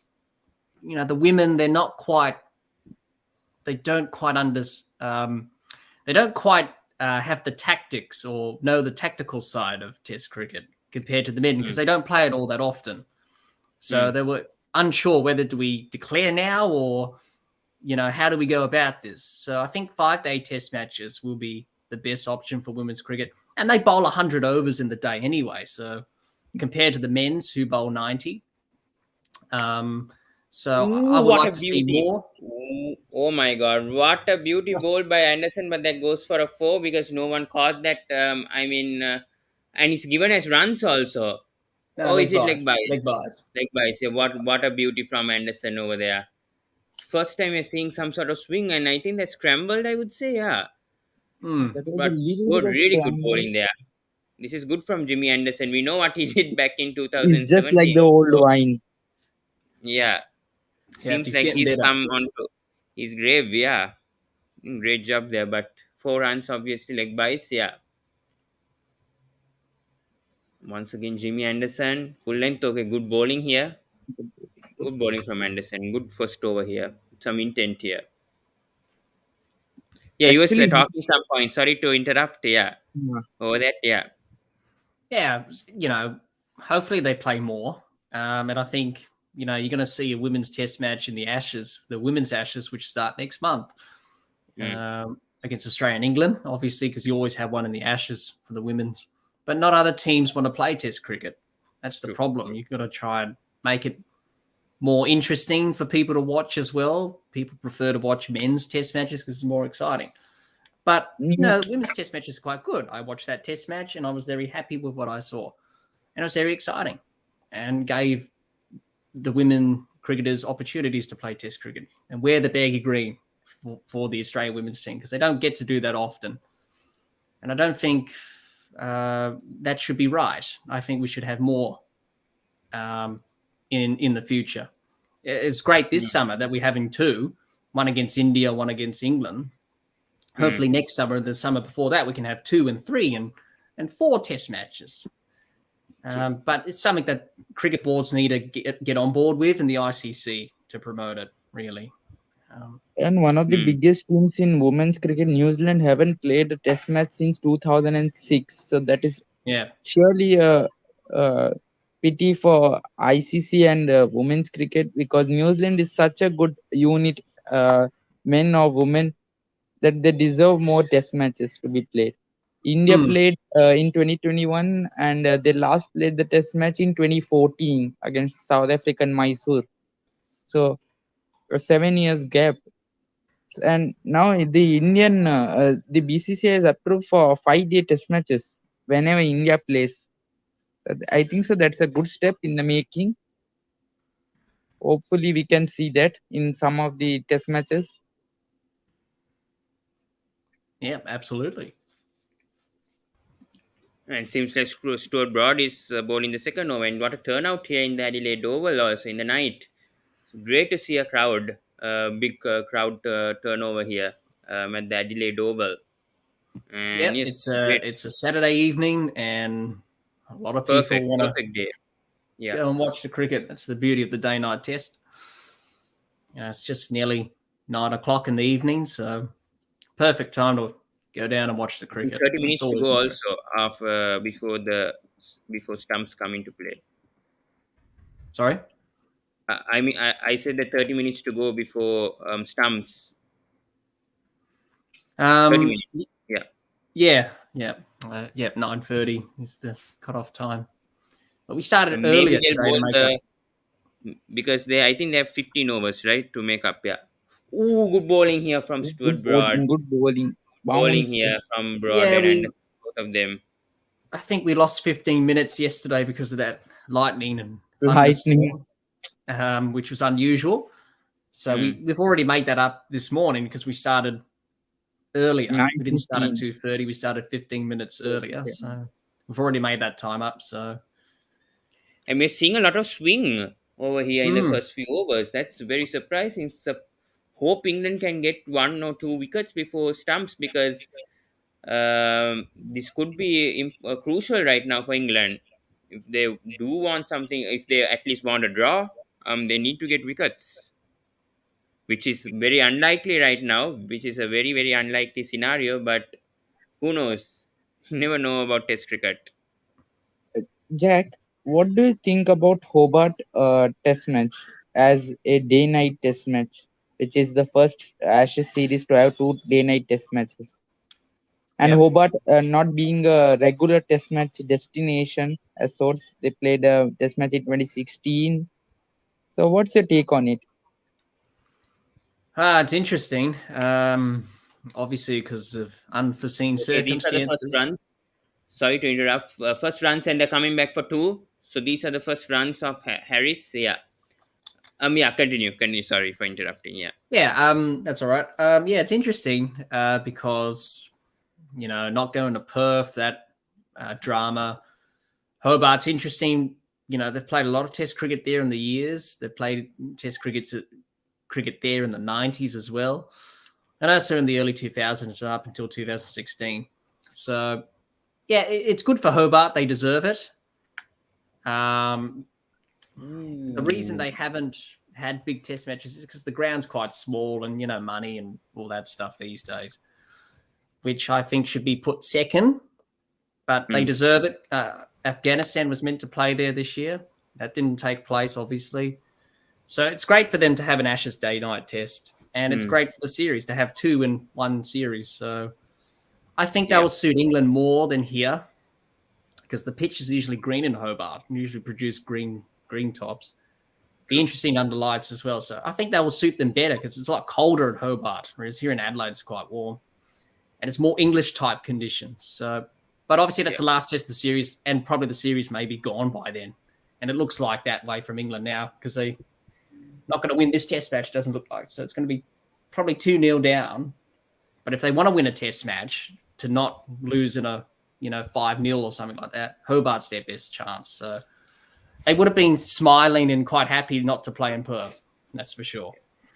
Incredible stat here from Samad. 50 pink ball wickets for Mitchell Stark in just 9 games. Excellent record by Stark. He is just a phenomenal bowler, actually, Stark. I don't have words to tell about Stark when it comes to his bowling. He's just brilliant. There's nothing much to tell about his bowling. Yeah.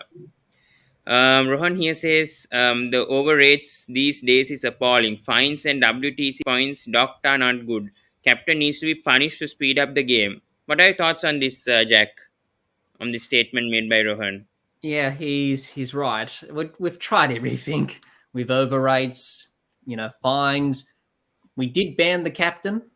We did try that, but the ICC got rid of that and said we're just going to fine everyone 100% of their match fee, which England had in the last game. And obviously in this game, it's the same again because I think they just got fined again. Yeah, I think suspending the captain will be a deterrent. Obviously, Joe Root, all right, if you have 2 offences, I think this was the old rule, the captain will get suspended. So he would have been suspended by now, Joe Root, for the next test if the old rule was in place. Yeah. And England don't want that because he's England's best batsman. They can't afford to lose him. But it needs to be addressed because it is appalling with the over rates. It is shocking. And England, they can't bowl their overs in the allotted time. And most teams can't do that. And unnecessary delays and all that's not helping either. Yeah. So the ICC really need to step up their game when it comes to over rates. But I like the points, taking away the points. Hopefully that can motivate teams to bowl their overs. But I think we may need to go down the route of suspending the captain. Yeah.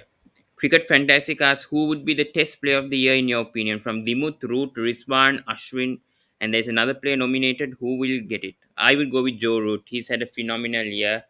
He's done well in all conditions. In England, in Australia, in India, in Sri Lanka. I'll definitely give it to Joe Root. He's had a brilliant year. Your thoughts? Did you have any other names considered? Or no, I think Joe Root, obvious one. He's had a golden year. You know, he's in the best form of his career. So, yeah, Joe Root, for me, that's for sure. You know, best player by far. And this could go for a boundary, I suppose, if there's no fielder. I'm going to read some. No, there's a fielder and comes back to 2 for 2. Yeah. So 8 for 0 after 3 overs. Yeah. And Dipanshu's asking here, Jack, which 2 teams finals do you want in WTC? You would want, who do you think will go to the finals this time? If it's a tough question, I would say it's the beginning of this ICC test. It is. Hopefully Australia, one of them. I'm not sure about the other one. Maybe New Zealand again. You know, I tend to like New Zealand and support them when I'm not. But I think this time New Zealand do have some tough yes, but I think they're good enough to get there again. But obviously Australia for me, I hope, and the other team, other New Zealand, India, to get into the final. You know, very good teams, I think. Yeah, true. So 8 for 0 after 3 overs. Yeah. And yes, there are 2 day-night test matches in the Ashes this time. In Hobart, the 5th test, and Adelaide, this test match. Yeah. So there is 2 tests. 2 day-night test matches, which is good. More entertaining, yeah. So few more overs to go for this session. Let's see if Australia won't lose a wicket. I would say it's a great day for Australia. They don't lose any wicket. Or if they do, even it's a great day, obviously, with that lead.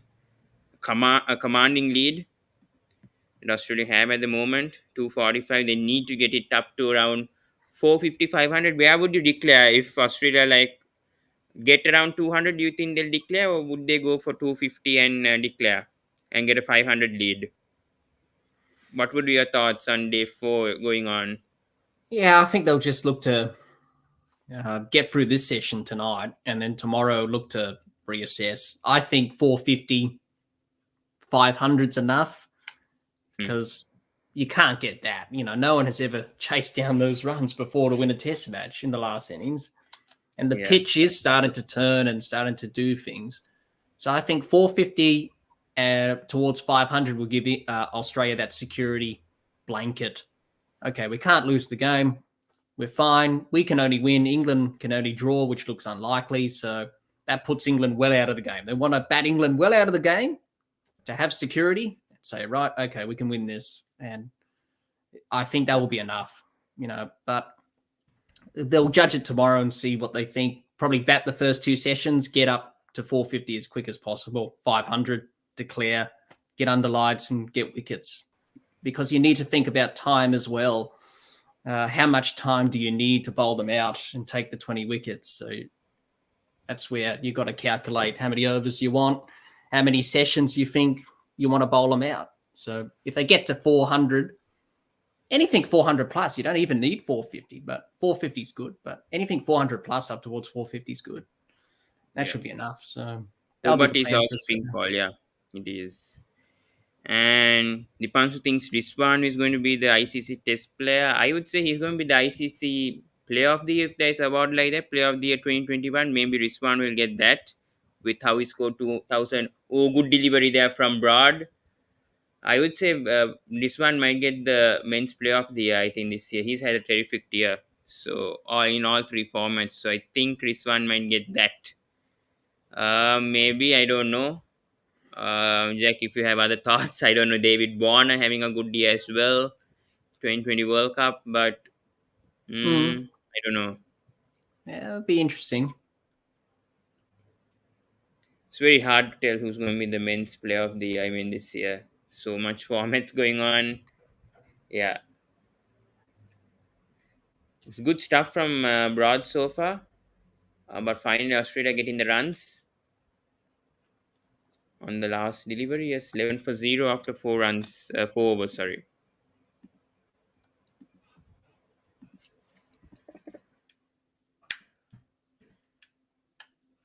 And Australia do lead by 248 runs.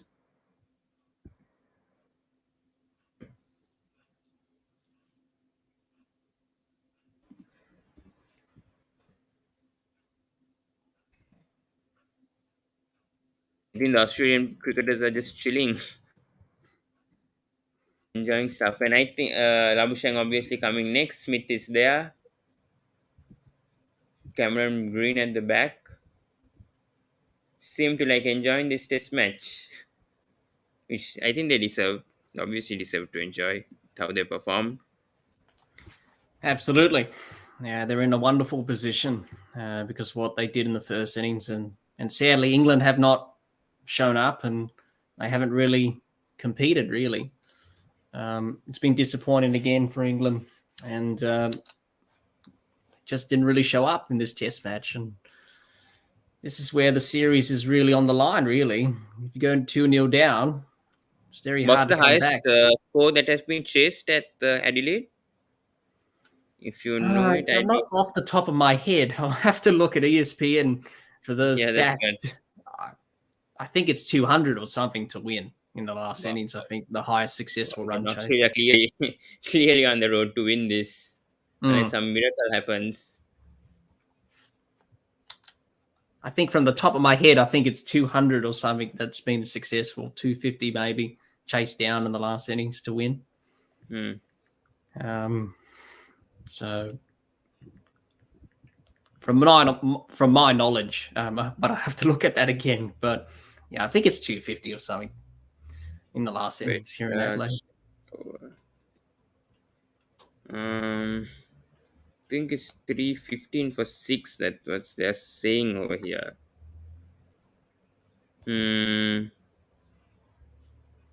Yeah, 302 runs by Australia in 19-1 against in the Ashes over there. 100 years back.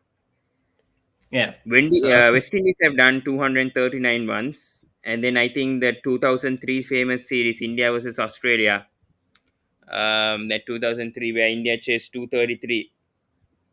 Rahul Dravid, yeah. Yeah. So, yes, I think it's very difficult right now. And with that 250 lead, yeah, Cricket Fantasy, they have to get Australia all out for about 50 to win this year. So it's no probability. Either it's a draw or it's either Australia win. And definitely the odds are that Australia are going to win this test match. There's no doubt about that. 2 days remaining. Day 4 will be interesting though. Yeah, it will be. Be interesting to see how day 4 pans out, but it's all going to plan for Australia at the moment. And, quick turnaround for England as well. They've only been off the field for a day and a bit. Now they're back on the field after bowling 150 overs. So the bowlers won't like that. But yet again, the batting has been poor. And it's the same problems for England over and over again, isn't it? Yeah, I agree. Very fragile, and Australia bowled well, even without Cummins and Hazelwood in this test match. There's a bit of a worry over there for England. And Harris and Warner are sensible right now, just leaving balls that are good. Tom here says India versus Pakistan WTC final 2023. I've been waiting for my life to watch India versus Pakistan test, which has never happened, I think, around 20 years due to political issues and all these rivalry issues with these two countries, obviously. And yeah, I would like to see India versus Pakistan, obviously. And you never know, I think could have a series also coming up potentially. Yeah, but let's see what's going to happen with those two teams along. Yeah, but it will be great to see India versus Pakistan. But looks, I don't know, it's very tough to. Oh, good delivery over there. Good delivery from Broad, angling the ball towards Warner. Yeah, so this is good stuff from Australia. Sorry, England. Sorry. Yeah, from Stuart Broad. These two are bowling consistently but not getting the wickets. That's the biggest issue. Mm. I mean, it has. They're bowling in the right areas, but they're not just getting the. I mean, they're unlucky. I mean, Anderson is a bit unlucky. Broad not bowling that well, like his lengths are not that great. But okay, Warner comes with a shorter cover drive, and that's the first boundary for Australia. Things are starting to settle for Warner, and it's his first boundary. Yep. He's finding scoring a bit more easier than the first innings, Warner, but playing well. Harris, it's a big innings for him. He needs some runs, otherwise Kawasha could be taking his place. Because I think Australia have only made the squad for the first two tests, right? Yes, they have. So Yeah. the next test they need to assess who they're going to drop, whether they're going to stick with the same 15. So yeah, so that's the thing. Now there, oh, good bowling there from Broad down their boundary, loose ball. Yeah, good comeback.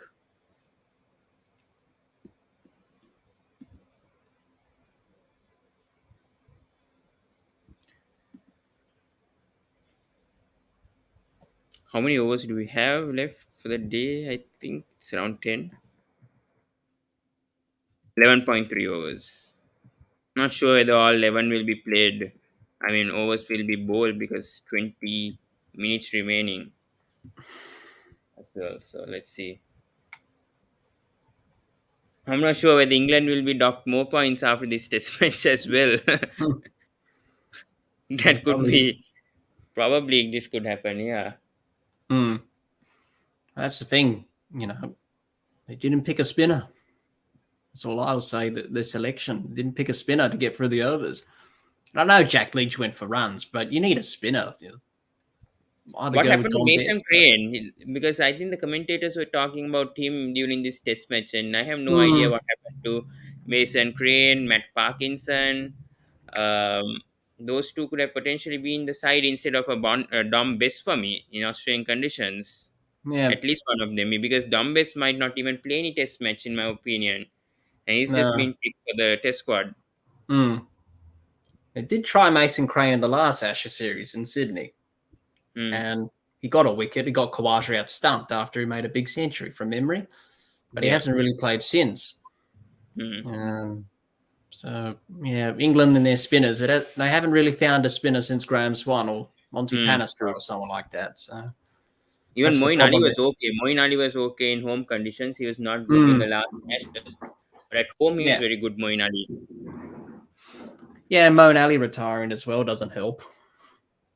Yeah. Cricket Fantasy says Crane was really bad in the last Ashes. Since that, he has never got a chance. True. You have to check the county championship if you're assessing how the English spinners have done this season. I don't think England players do play. I mean, the current 11 do play much county with their scheduling. Yeah, it's the same with the Sheffield Shield. You don't really play much because if you play international cricket, you're pretty much with the international side and not playing for your state or county. So it makes it difficult with scheduling these days to play any first class cricket. True. Yeah.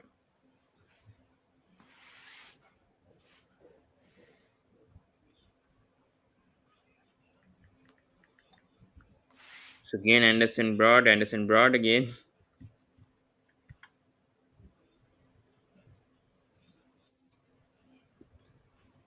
Just going through who are the potential spinners who have done well in the county. They need to find a spinner very quickly. That's the issue. Yeah, it is. I don't think they have confidence in Jack Leach. That's why they haven't picked him. True. Yeah. Or Dom Bess either. Obviously, well, he struggled, but just not showing confidence in them at the moment to pick him. Harmer has had a good county for Essex, but he's South African. I don't know whether he's got his citizenship yet. Harmer has played test matches before. Parkinson is the guy to go to, I think, if Dombes isn't performing. I don't know. Parkinson should be taken as a risk and see how he does in Test cricket. I would say just give him a chance.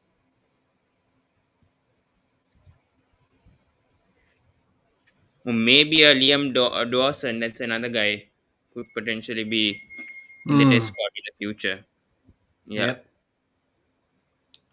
Tom here says Robinson is really breaking the brick for his team and with his pace and bounce in the Ashes. Your thoughts on that? Yeah, he's bowled. He's bowled really well, hasn't he? He's been good. He's been challenging the Australian batsmen. He's been doing a good job for England. He's taken a few wickets, which has been nice for them. He's quite skillful, knows what he's doing. So yeah, he's done a good job. So Australia lead by 254 runs. We have, I think, a few minutes to go. I don't know whether they'll go ahead of 4:30. I'm not sure. But good lines been bowled by Anderson so far. No runs conceded. One more delivery to be bowled. It's a good start because both of them haven't been dismissed yet, and I hope it stays the same at the end of the play. And they'll take massive confidence going to day 4. Yep, absolutely. Still with 10 wickets in hand, lead by 254. It's going to be more pain for England, I'm afraid. It looks like Australia are going to get a big score here. You're right. Yeah. 17 for 0 after 7 overs and a maiden from Anderson at last, his first maiden. Harris sets to be a bit careful right now. He doesn't want to be dismissed because of his test career at stake right now as opener. So yeah, they're showing his defense is being good so far. I hope he does get a half century at least. This is very crucial for Manas Harris right now. Very crucial. Very Absolutely. crucial for this guy to get a 50 because his average is not that great. Also 22.35. So Khawaja could come and replace him. So he has to make a big score in this in this innings. Yes, he does. At least a 50. Or even 100. But if he gets a 50, that's pretty good to keep his spot for another test. But it's important innings for him. He's under pressure after what happened in the first innings. He got out for 3 in the first innings. He's gone past that. He's got 4. So, yeah, it's a good start. He looks pretty settled at the moment. And there's a get on with it tomorrow. Also. Sorry to interrupt. Bowling change. Ollie Robinson replaces James Anderson. And some intent here. Okay, a misfield over here and some runs. Could be 2. Yes, they come back for 2. Good running between the wickets between Vaughan and Harris. Yeah. So 19 for 0 and a no ball as well. Okay, a no ball from Robinson. Big surprise over here. Seeing this, another no ball. He has overstepped. It's very tight. But yeah, it's a no ball.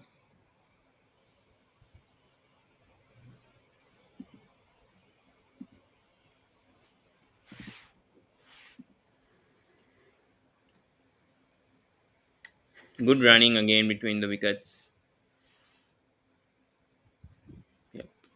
The running between the wickets has been good by Vaughan and Harris so far, getting quick singles and rotating the strike. Your thoughts on that, Jack? Yeah. Yeah, it's been good batting, good positive batting here. Looking to rotate the strike, not getting bogged down at one end. So Robinson could bowl most of the balls in the over to one batsman. It's been good, very responsible batting.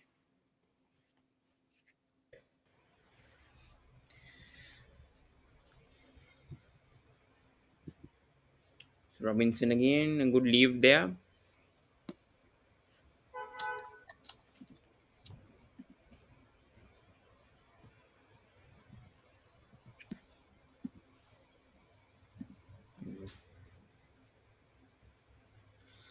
So 21 for 0 after 7.2. Yeah.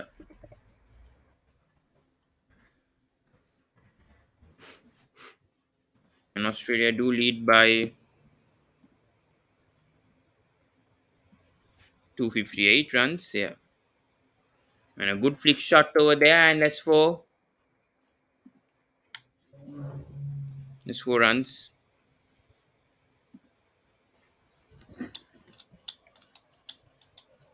Yeah. Good boundary over there. From Harris, yeah. Great boundary. Yep. On his pads there and able to flick that through square leg behind square for 4. Good shot.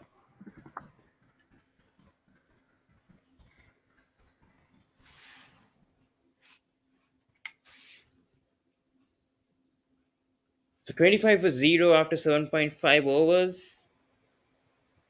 Harris on 8. Warner on 10. Joe Root is in a bit of a trouble, I would say, with his captaincy. Let's see, these 3 matches will be vital for him if they do lose this test match, I would say. Very, very vital for Joe Root. Do you think Joe Root's captaincy could be at risk if he doesn't win a match in the Ashes? Do you think, or would he? It'd be interesting. If he doesn't win a match, then yes, it will come under fire. But he is under the pump at the moment. It's just the other batsmen and the other batsmen in the side can't really support him. Really, that's the problem. And they need to do something about that. Otherwise, it's not going to be pretty for them in this series. You assume that they are going to lose this test. Just a matter of when or how, by tomorrow or day 5 or by how much. And it's going to be tough for them to come back into the series. It's not easy when you're 2-0 down in a 5-game series. So he's definitely under pressure. So he'll be copping it from the media and the press and everyone. Because I have heard that some people don't rate his captaincy. So it'd be interesting to see how he goes. But there'll be a lot of fallout. You think after this series if they do lose 5-0. Yeah. Like the last 5-0 victory in 2013-14, you saw what happened there. A lot of players left the side, so it could be the same thing here if they do lose badly. Yeah, you're right on that. Yeah. So right now, Chris Box also comes into attack. So both have been replaced. Do you think Anderson and Broad should have been bowling more overs? And was this a good tactic to replace both of them right now? After the 7th, 8th over? Well, they bowled a lot of overs in the first innings. So probably the key from Root is just to keep them in short, sharp spells, given that there's another test match to come and obviously another one. So it's just about trying to keep them fresh because they did bowl a lot of overs in the first innings. So, do you think either one of them will be rested for the next test once again, or whether both of them will be rested? I don't think both of them will play in Melbourne, given the nature of that pitch. I think they'll either rest Anderson or Broad for that and probably bring Mark Wood back in, maybe for Wokes or Robinson, maybe. Yeah, true. Be interesting to see how they go there. But yeah, they weren't playing that. Both of them weren't playing that test in Melbourne, that's for sure. Okay. Yeah. and that's the Boxing Day test as well. So yeah, And it'll let's be see. interesting to see how the Let's see. pitch Yeah, plays it's in going to Melbourne. be So, true. and obviously you're bringing back in Mark Wood probably for that next test as well. Yeah. Get that pace back into the attack, because it's been a bit samey in this test match. They're all similar. No one's really fast, or no variety in the attack whatsoever from England in this match. True. Yeah. Good bowling there from Vokes, but just easily getting the singles. Could come back for 2. They only came for 1. No. That was 2. Yeah, 2. Yeah. Harris just needs to get a half century somehow or the other. Good turnout also, showing the crowd. It's good to see. Great to see the crowd. Happy. Yeah, it Okay. is. Yeah. Good to see the crowd back. And it's always a good crowd in Adelaide. Always a great turnout. This is a good thing from Samathiya. The only thing is in England batting is Root Malan partnership. Break it and win the test. That's what I've been telling to Jack as well before. If you get Pretty one of those much. out, it's the end of the test match. I mean, the rest of the batsmen crumble. That has been happening for the first 2 tests. So deep concern right now. The openers, middle order, none of them contributing the runs. It's just Root and Malan right now. Pretty much is.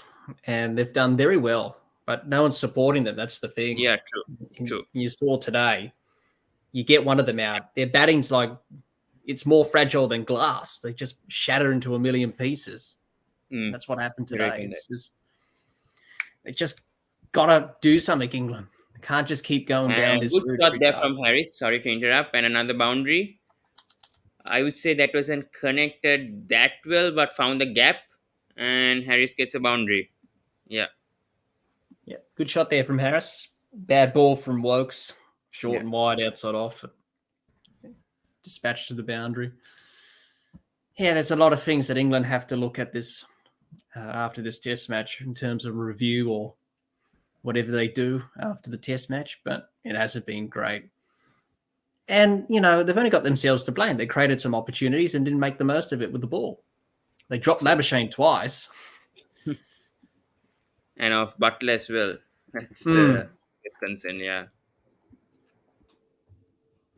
They need to pay for the price. I mean, they should have caught those and created some pressure.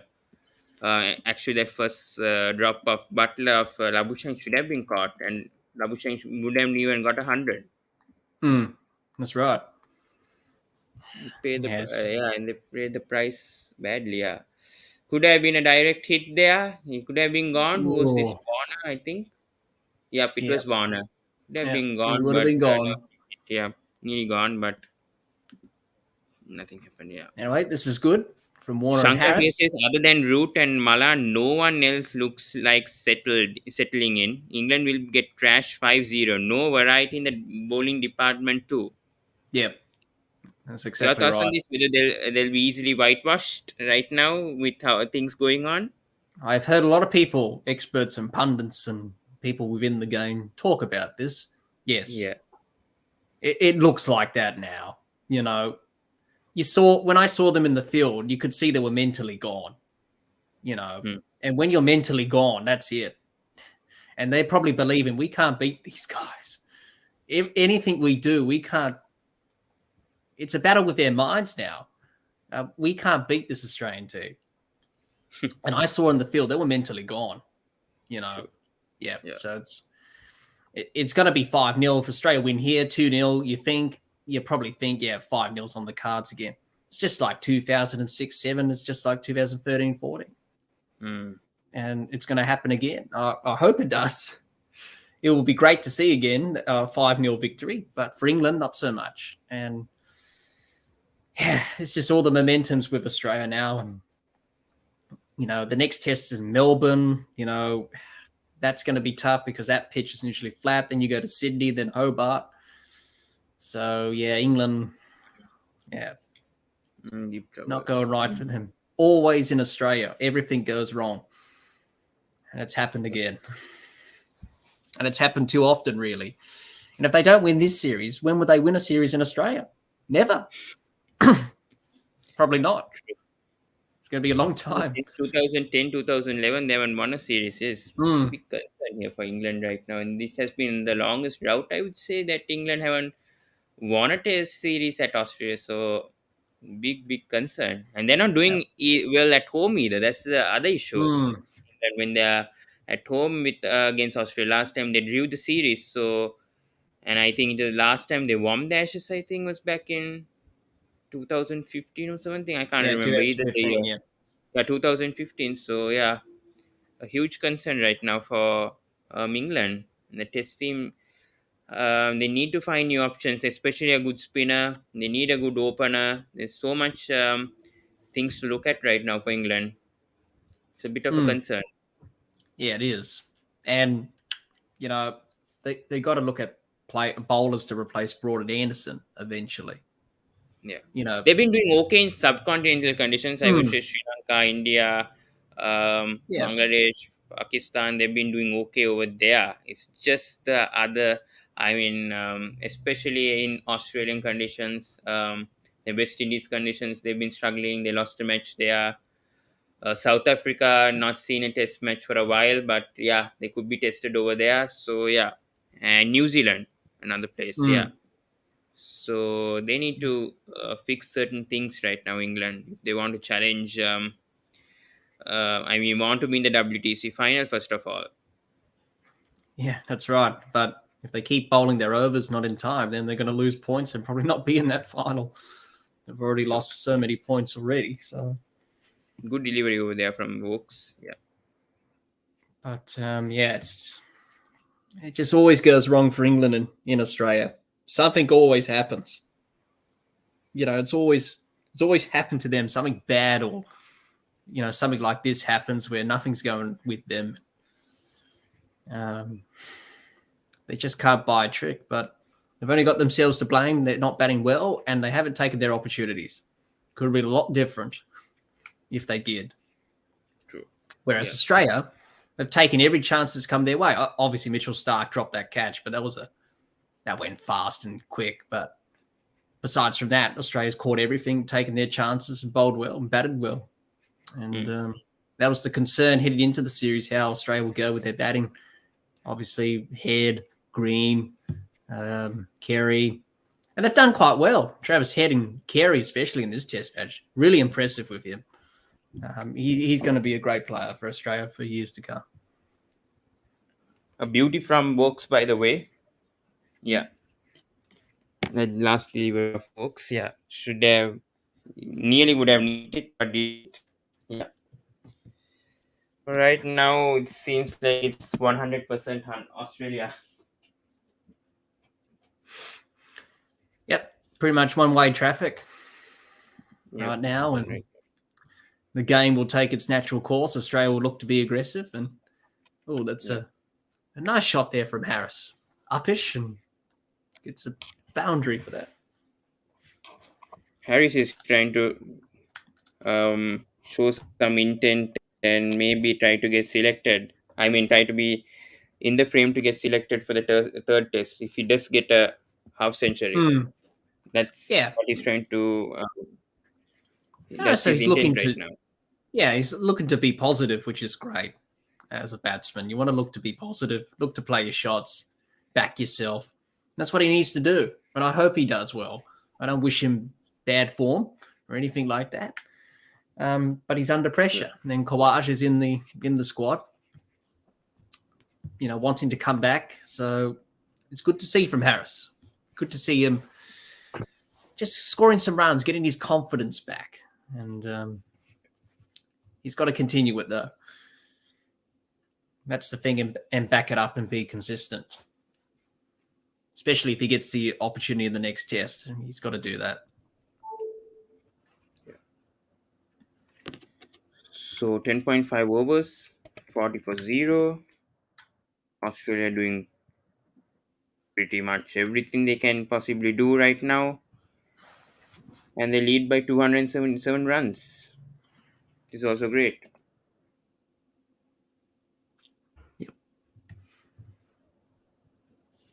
few more overs to go. Obviously, 6 more overs, I think, perhaps. Yeah. Yeah, something like that. Yeah. And I Obviously think the going a bit time has already overtime. passed as well. I think the time has Yeah. already passed as well. I mean, England could get into trouble again for this. Well, Oh my. yep. Well, obviously Australia's innings as well. You got to take that into consideration as well. So we had a Yeah. few, obviously drinks breaks, wickets, reviews. They take time, and obviously allowances have been given for that. Yeah. So going a bit over time, but not by much. So luckily the Lightning's not back again like yesterday. That was pretty unusual. A bit of lightning there, but nah, it's all good. Yeah.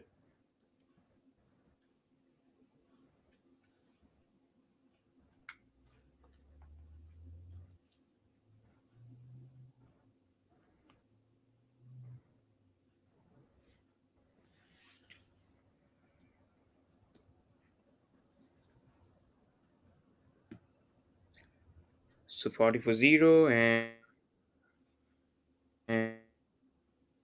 and we have Robinson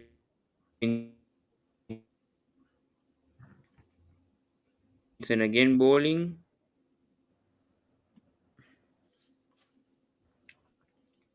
11th over. Yeah.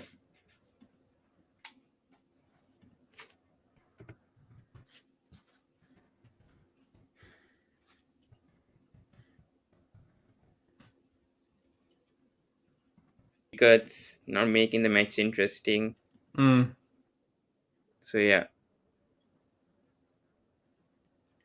Aman here says Australia should have helped. Yep. So yes, so right now we've 6 overs left for the day. Definitely it's been Australia's day today. England quite losing their way from session 2 onwards. And obviously session 3 was is poor. They got dismissed all out for 236, which isn't good at all. And not getting any wickets when needed. I mean, great opportunity for them to get wickets, and none of them seem to be. I mean, they did bowl at good lengths. I mean, Anderson mainly, but very unlucky for them not to get a wicket. And it seems like they are going to go to day 4 without losing a wicket. Australia. Yep, it looks like that. That'll be the perfect day for Australia. Bowl England out, lead of 277, not lose at a wicket. Another good day for Australia. Another dominant day in this series. True. Yeah. So 40 for 0 after 11.5. Yeah.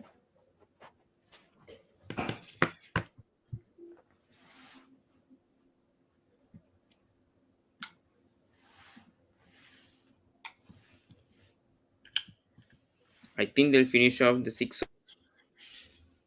overs and then call it stumps, perhaps.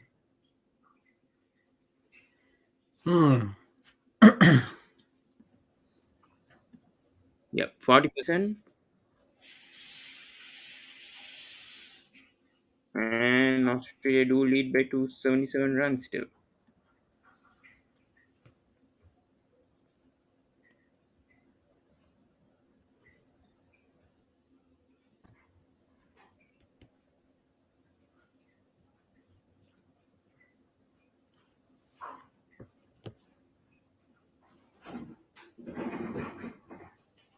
Not being great.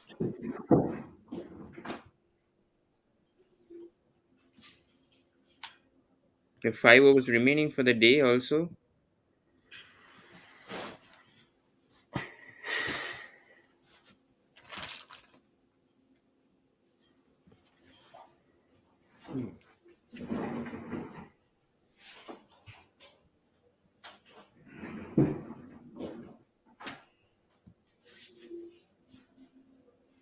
There are no Big Bash League matches going on today, right?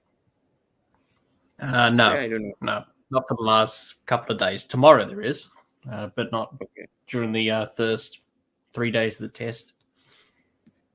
Okay.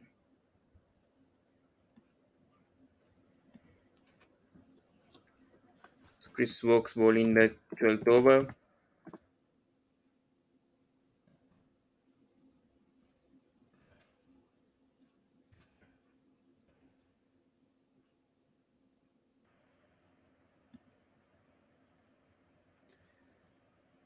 So Harris seems to be getting most of the runs right now. Wants to show something over here to the Australian selectors that he wants to play in the third test match.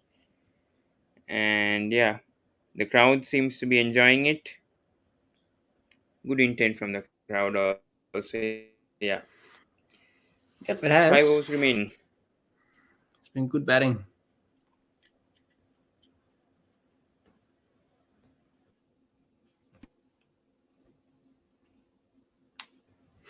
Yeah.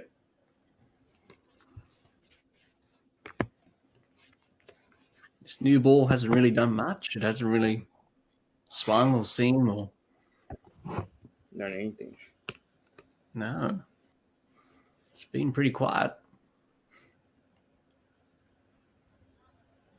It's just England not bowling in the right lengths. I think they did bowl, I think, certain deliveries, but Warner and Harris were just lucky. And seems to be like Australia That's been just a big problem for England in this match is that they didn't quite get their lengths right in the first innings.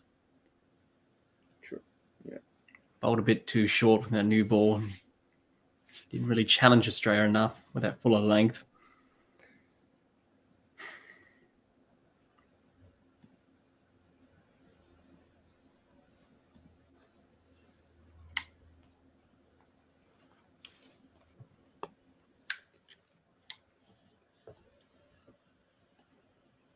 It's a bit quiet from Australia as well. No runs in the last 2 overs as well. They don't need runs also actually. They just need to survive for the day. They do. That's all you need to do. Just get to stumps and then cash in tomorrow morning. Or tomorrow afternoon, I should say.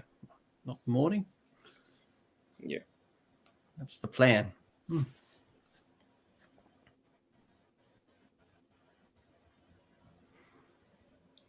So after 13 overs, Australia 40 for 0. Very comfortable already. Looks like Joe Root's coming on to bowl. Just waste some time. Obviously, nothing's going on between with the seamers. So we just want to finish off day 3 quickly and move on to day 4. It has been poor.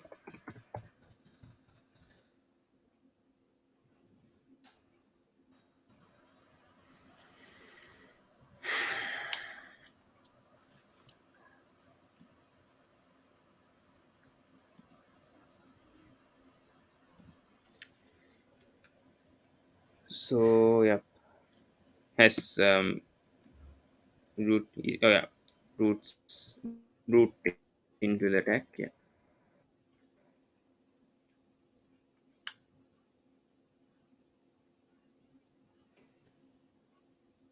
Nothing much going on. It's boring right now, but yeah, Australian commanding lead. 2 maidens, nothing going on, no boundaries. It's been dots, but it's been great for Australia, obviously.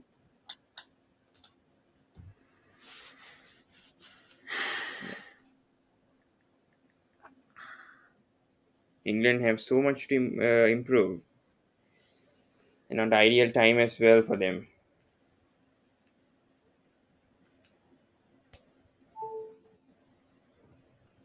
And this could boost Australia's rankings also in the ICC. I mean, if they do win 5-0, just say Australia win it by 5-0.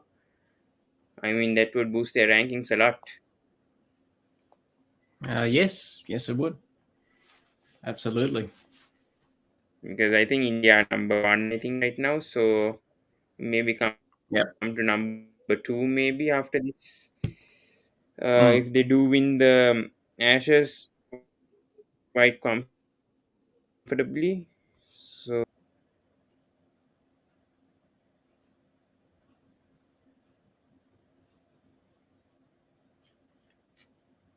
I think it hit. I'm a bit behind right now, but yeah, Vaughn I think got hit. I think by the finger. Yeah, Oh, I wrote, but yeah,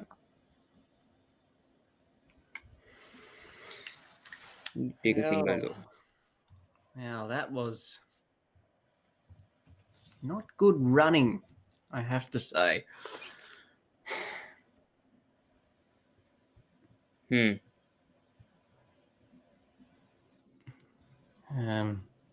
You're right. I don't know Yeah. if you've seen it, but there has been a wicket that has fallen.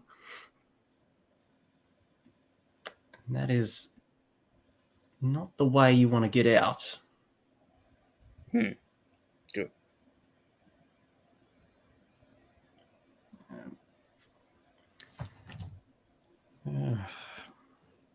Oh God. Gone. There's wicket, right? Yeah, it was Yeah. run out. Yeah, run out. Yeah. It is Vaughn. David Oh Warner. God. What was that?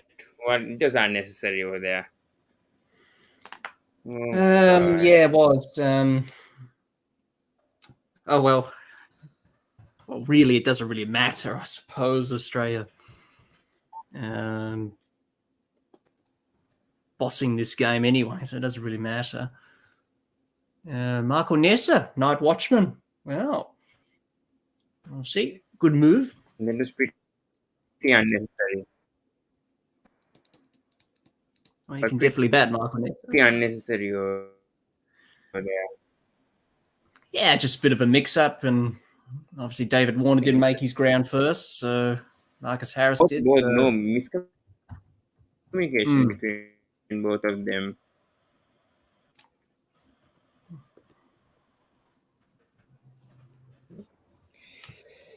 3 overs remaining. Michael Nessa comes at number 3. Let's see how it goes. Well, he batted well in the first innings for his 30. Yeah. I think he can bat a bit, right, Michael Nessa? Yes, I believe he's got 2 first-class centuries, I think. Wow. So he can bat. Yeah.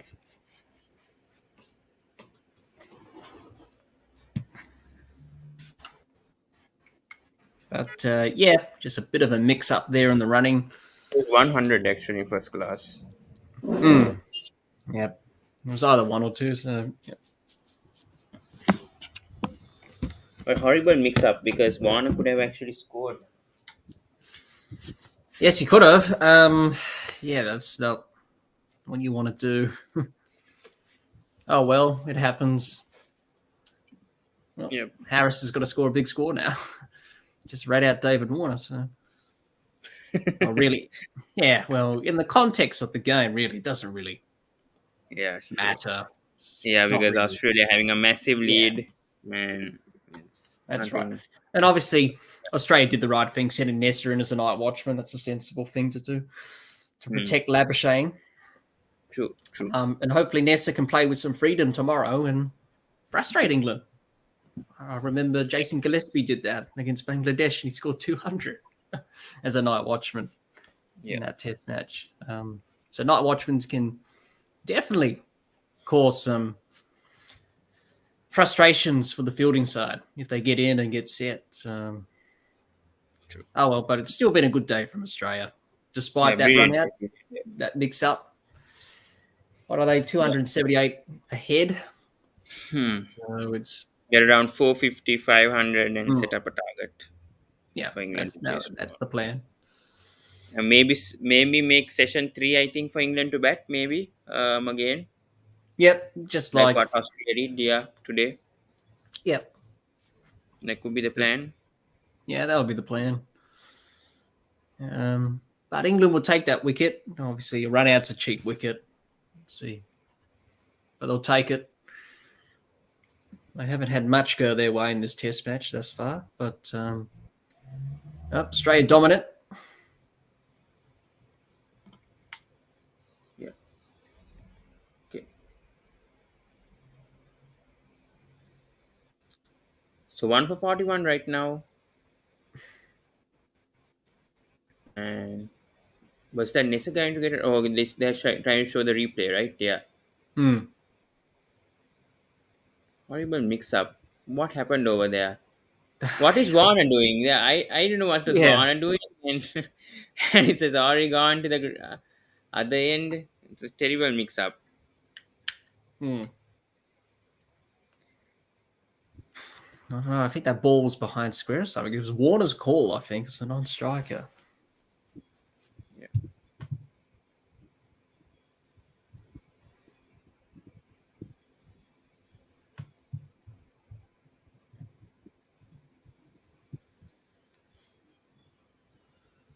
Oh, my battery's dying as well. I don't know whether I can go for the last 2 overs.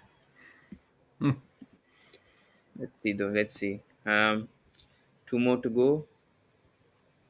I thought this will end at 4:30, but due to the delays, it extended back. Yeah. Yeah. Obviously, that's what usually happens. We usually go overtime anyway. So that's what's happened today. True. Yeah. 2 more overs left. Robinson to bowl 1, and then maybe Vokes will bowl the last. Yep.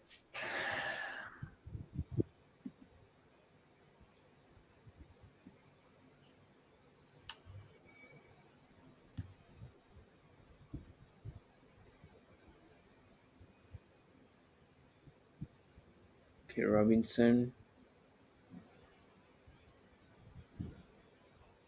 So Nessa has to survive this over somehow. Yep.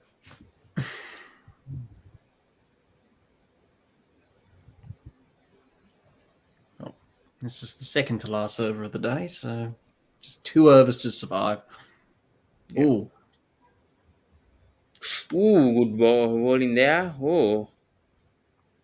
Got him on the hand there. He comes back for 2. Wow. Hit him on the arm, I think. That is good. Came off the bat. It's been giving us runs, but he's in a bit of pain.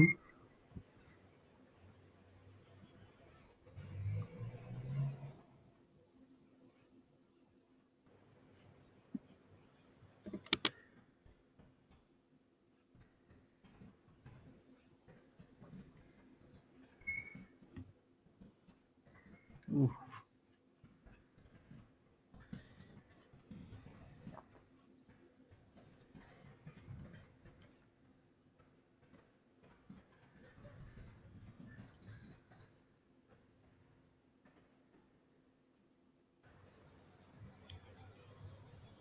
Okay, Nessa 0 of 2. He just needs to survive this over and the next, and maybe not lose his wicket tomorrow. Who knows what happens with the night watchman?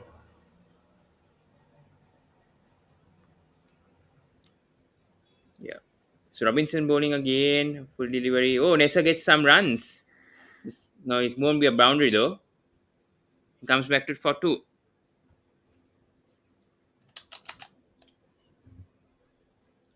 So this is good.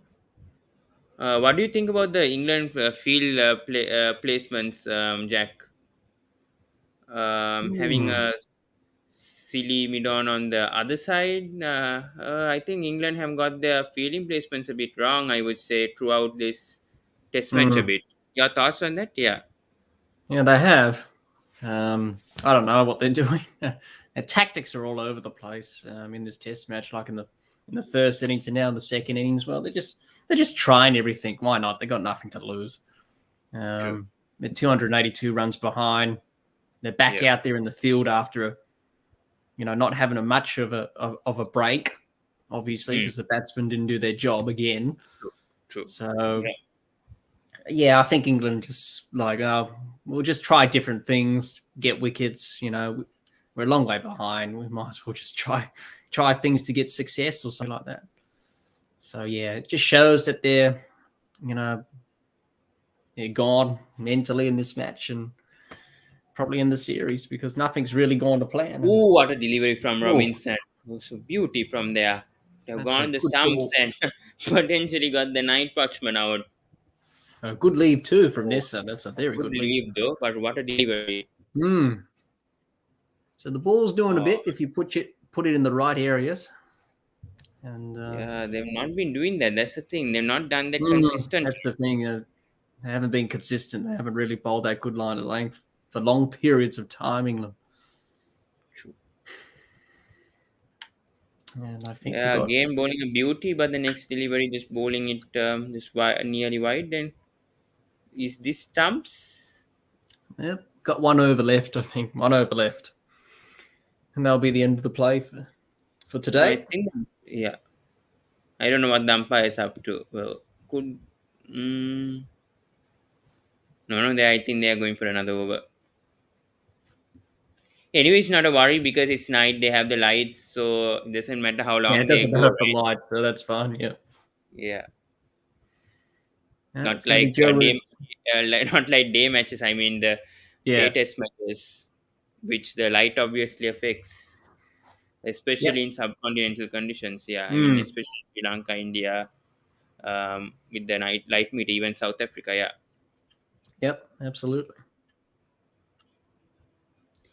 Last over of the day, 45 for 1. Ooh, good bowling here from Joe Root. Good leave there from Marcus Harris. Last over the day. And pretty much nothing to say. It's just 100% Australia brilliance today.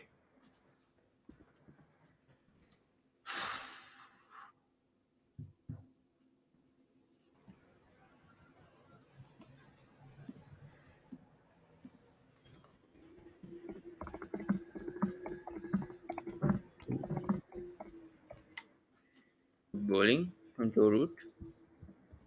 Yeah, there is something here for the spinners. We saw that with Nathan Lyon. Now Joe Root, obviously. It's going to be interesting to see how Nathan Lyon goes in the last innings of this match. He's going to get a lot of assistance off this surface. Bowling, good bowling. He's bowling at the right lengths. 2 more deliveries left.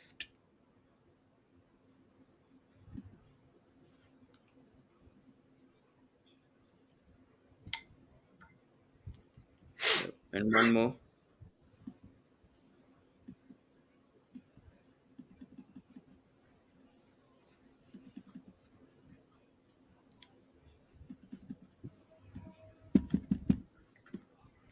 Last delivery of the day. Yep, and that stumps.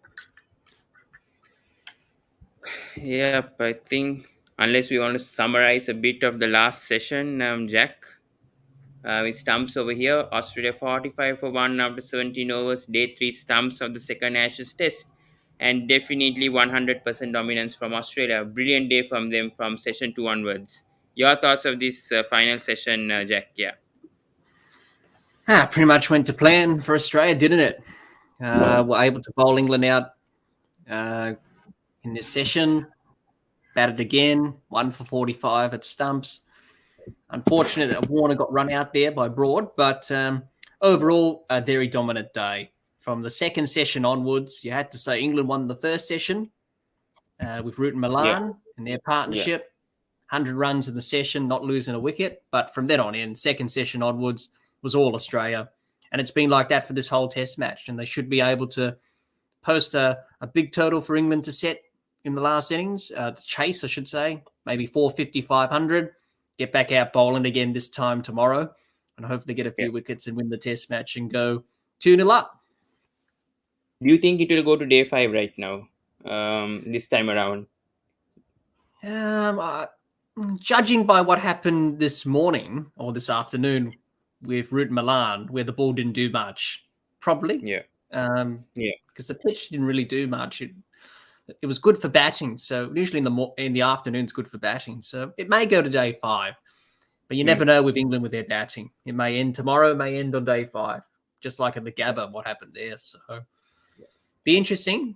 I hope it goes into day 5. But we might be able to do a day 5 watch along. I'll see. Definitely not tomorrow. I'm a bit busy. But on Monday, if we can, I hope I will be able to at least first or even a second session watch along. Because I'm a bit busy on Monday as well. Let's see how it goes with the test match.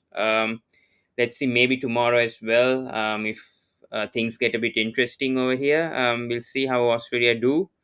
But thank you so much, Jack, once again for coming. Definitely, I'll bring you and another guest along for the review of the second test match between Australia versus England. Please do check out the Dibbly Dobbly podcast. Once again, I'm telling you, and to everyone who subscribed to the Sports Breakdown, please do go and subscribe to the Dibbly Dobbly podcast because he's doing an amazing job. Just brought in Jared Kimball also to his on his show, and check his podcast as well on Apple, Spotify, and on Anchor FM. Please do go and support my friend Jack from the Dibbly Dobbly podcast. And thank you so much once again for coming for a live watch along of the second test, day 3 of the Ashes 2021. Thank you, Pawan. It's always a pleasure to be on, and thanks to everyone who watched as well. It's been exciting. Cricket, unfortunately, it's a one-sided affair. You would like to see more of a contest, but I'm very happy as an Australian fan. And hopefully we can get this victory probably tomorrow or on day 5. But thanks for having me. Always a pleasure. Thank you so much, guys. So please do subscribe to the Sports Breakdown. Please click the notification bell on. And we'll come back with another video, perhaps tonight with LPL reviews. Let's see how it goes. I'm not sure. Or maybe tomorrow we'll be back on the Sports Breakdown for sure.